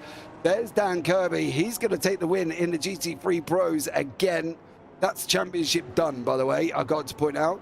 Karanakis is going to come over the line here as well. Right, before we go and do something crazy and the session flitches over on me, let's get that run to the line from Tom Lane and also Axel LaFlamme. Can I do this in any other way? You can see, oh, that's just about it. Look at that. Sniped him by a tire. Oh, That's wild. tire length from Axel LaFlamme and Tom Lane. That was about as close as you're going to get, ladies and gentlemen, of this race, as Norm Graf's going to come over the line here as well. So great job from all of these guys, as more people are going to come across and finish off on that one. Let's have a look at the results. That was literally physically insane here this evening as well. Ben Borman takes the win again. Tom Lane in second, Axel LaFlamme in third, separated by Ross Smith's nose there. He goes over the line. Johnny Gutierrez in fourth and Alan Smith in fifth. Great job from Smith. Jerry Chen wraps the win up in the Hypercar AMS with Michael Lott, Vinicius Goncalves and George Angelidis rounding out the Hypercars. More points from Jerry to George. Gilles Lalonde in 10th place. We've, of course, got that penalty that's going to be coming for Tom Lane as well. So was that overtake all for nothing? Not sure. Moving on from that one, Norm Graf in 11th, Gashoven, who's had a rotten afternoon, in 12th, Dean Clark down in 13th. Dan Kirby takes the win in the Pro GT3 Pros with David Judd and JT Tammy alongside him. Then we've got Alan Holden and Riley Koenig. Vasilios Kataranakis takes the win in the GT3 AMS with Matty Overton in the second place after Matty trying to throw it away at the end on his own. Troy Uyan, who had another rotten evening with Stephen Miller rounding out the podium. Daryl Kruger, how big is that for the championship? DNF, Chad Gratius and Carl Struhl never got to the end. How big do we think, if he is going to get a penalty, Tom, how big is Tom Lane going to be? Was that all for nothing? Well, we talked about penalties, didn't we? I mean, the last race we had, Chen got a 50-second time penalty, whereas Angeli's got a 25-second time penalty for similar incidents, but at different points on the circuit. I mean, if it's a 50-second time penalty, that could cost him 2 positions, couldn't it? Yeah, it could. But let's have a chat with the overall winner and a man who takes another victory here in the VWSC. Can Ben Borman make it 4 out of 4 or 5 out of 5 or 9 out of 9 before the end of the season and take the win? Ben, welcome in, bud. Great win. Ben, we can't hear you at all. He's a little quiet. I think he's all right. Can you hear me? Hold on. Yeah. Speak again for me, son. Testing, 1, 2, 1. Oh, yes. You're very quiet in my ears, and I got you up at 200, so I'll take it as that. Ben, how was it out there? Confusing. couldn't tell what people were doing with fuel saving, what people were doing with tyres. I really thought Axel had that. I thought he had enough leeway to just ease back and get another couple of laps fuel. I did screw myself over by only taking 4/5 of a tank accidentally on the second stop. So I was fuel saving like crazy. That puts you 3 out of 3. Ben, can you, you've 3 wins out of 3 here as well. You won at Sao Paulo, you won at Road America, you won at here today. Are you going to be here for the rest of the season, first of all? Let's clarify that. I'm still waiting to know what my next contract is. I don't know when it will be. Right, okay. Well, maybe we'll see you for Fuji. Maybe we'll see you for Road Atlanta, Barcelona, Monza. Who knows on that one. Ben, well done for today. We didn't have any clue what anybody was doing with fuel either, to be blatantly honest with you. We were trying to do it on the fly, and that weren't always working out. But listen, great win for you. Look forward to hopefully if we can see you on Fuji. Anyone you want to shout out before we let you go? Just you guys and all the team at CMS, all the drivers on the track. It's just a brilliant experience. Okay, bud. Well, take care, fella, and I'll catch up with you soon. Bye. All right, let's have a chat with your hypercar AMS, Mr. Jerry Chen here as well. Takes points out of George. Should have done it at Road America, but penalties didn't let him. Can he do it? He did it at Sao Paulo. Jerry, can you take it away from George? I'm trying my best. My best. Penalties did you last time, mate? You know what I mean? I can't say anything because if I say anything, I'll be in trouble. Oh. No, it's fine. It's fine. Yeah, no, this was a good race. I knew I had to do it on strategy because I couldn't do it on pure pace, as you guys probably saw. I was getting blown away on the straight, so yeah, I just had to save fuel, save tires, and make the 2 stops work. Well, they definitely did work for you, Jerry. You've taken more points out of George after he finished in 3rd place today as well. Fuji next time out, completely. Is that? I think this is the thing for me, Jerry. COTA and Fuji are very much the same, fast with a little twisty middle section. Can you repeat it? No, I don't think so. I mean, I'm gonna try. It's gonna have to be strategy again because the difference between the two is Fuji straight is about twice as long as COTA straight. Like I didn't even need 7th gear today in the Paul ratio. That's how it looks long, but it's actually pretty short on the front straight at COTA. So we'll see. I mean, I based on previous races at Fuji, I don't have a chance against George's top speed. Yeah, well, we'll see how you get on there, buddy. Anyone you want to shout out before we let you go? No, just everyone racing. It was a good race, fun race. Yeah, it definitely was. Jerry, thank you so much there, buddy, and we'll look forward to catching up with you soon. Thanks, guys. Right, next up is your LMGT3. Oh, not AM. Let me get rid of that. Let me bring that one up. It's Mr. Dan Kirby, who with this win, I have decided it is mathematically impossible for anybody to catch him. So I'm going to crown him champion now. Dan Kirby, well done on the championship, sunshine. Thanks. It is done. I can't see it. No, I can't see anybody catching you. I'm sorry, but I can't. You're 109 points going in. You've taken another win. David shouldn't beat JT Tammy, taking points away from him, which seemed a bit bonkers why they didn't swap over, considering JT was in. And I think you've done it, Dan. I don't even think you need to turn up for the next lot, mate. Have a Saturday off. Put your feet up. Nah, it's too fun racing. Yeah, well, you definitely did it. Touch and go on the fuel, Dan. I had a little bit of a heart palpitation because I thought it might have been touch and go for you. Was it at the end?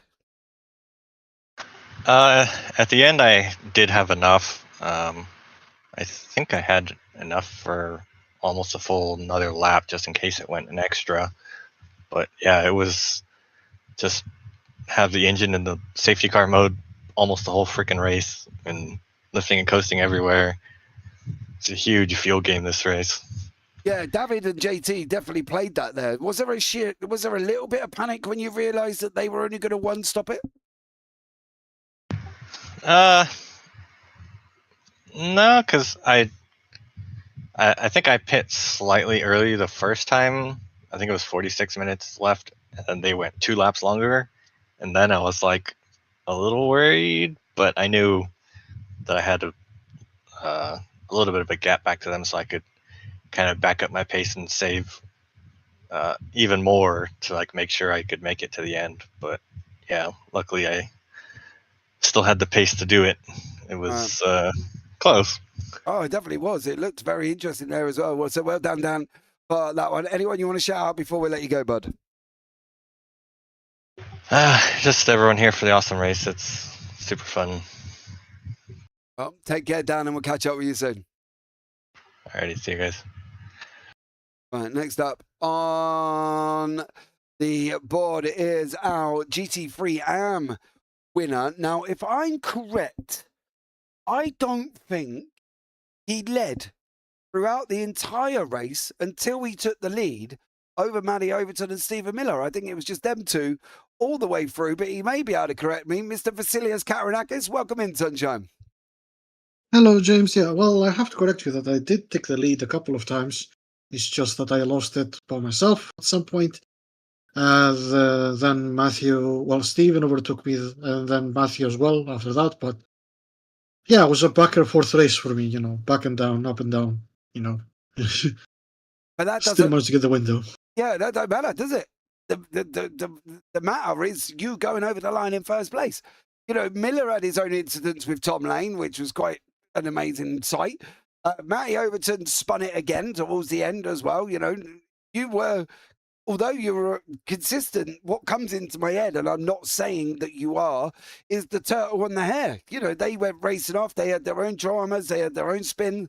You just plodded on and took the victory.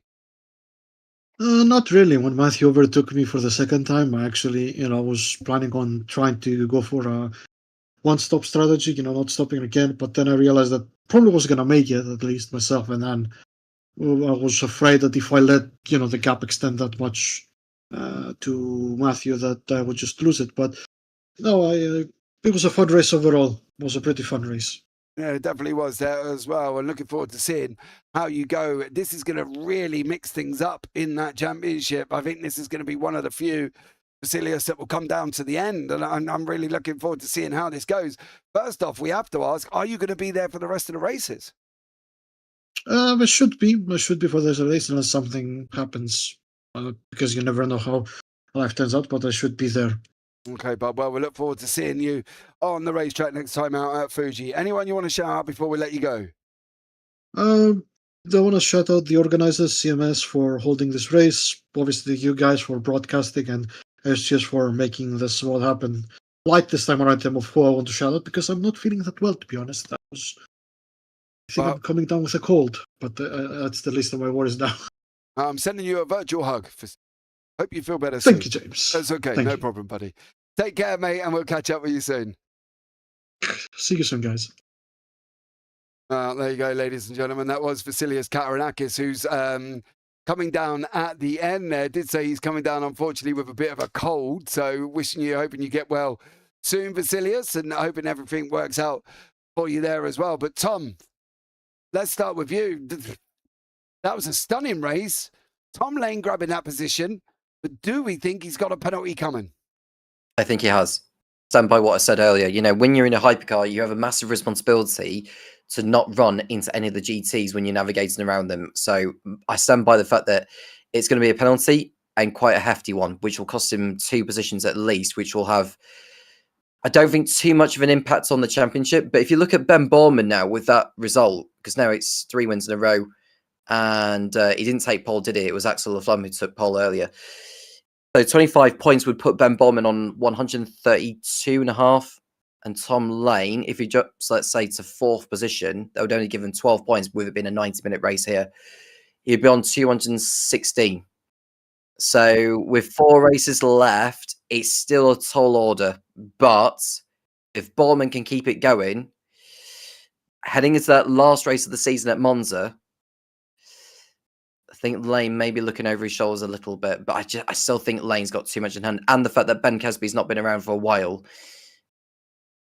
I think Lane has it all to do. I don't think there's any excuse for Lane to lose the championship considering what he's built up. Absolutely. We'll see how he gets on there as well. Ross, final words from you, dear sir. Yeah, I agree with Tom. I think that penalty's. It would love to be coming if we could hear you, Ross. Press your button. I just pushed the button. Cut out again. You went silent, I, Ross. I don't know what to tell you. Keep your finger on the button, Ross. Push. It's not even push to talk. Anyway, This is a Clint Fandango moment, isn't it, JP? Yeah.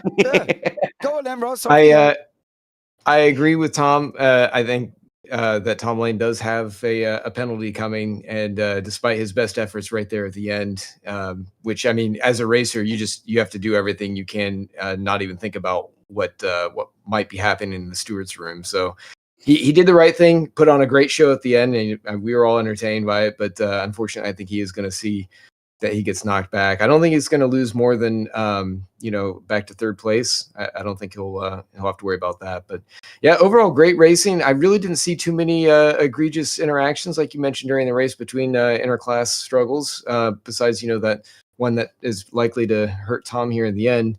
Most of them seem to be fairly clean, even though there was a lot on the line at different points. And everybody managed to really hold on to their cars, and hopefully we can see them wrap up the rest of the season the same way. Yeah, I agree with you on that one. Don't forget, ladies and gentlemen, join us next time as we're going to battle out the track of Fuji. It's been an amazing one here as well. All eyes will be on whether or not Tom Lane and what penalty is he going to get. Well, he's going to get one, but it depends on how bad it will be. But thanks so much for joining us this afternoon. Don't forget to like, subscribe, and turn on the bells, whether or not you're on CMS or JBB. That would be absolutely amazing. I've been JB. I've been alongside Tom Cairns and Mr. Ross Smith. And as always, take care. Have a great week. And you never know, we might see you on the track sometime. Good night.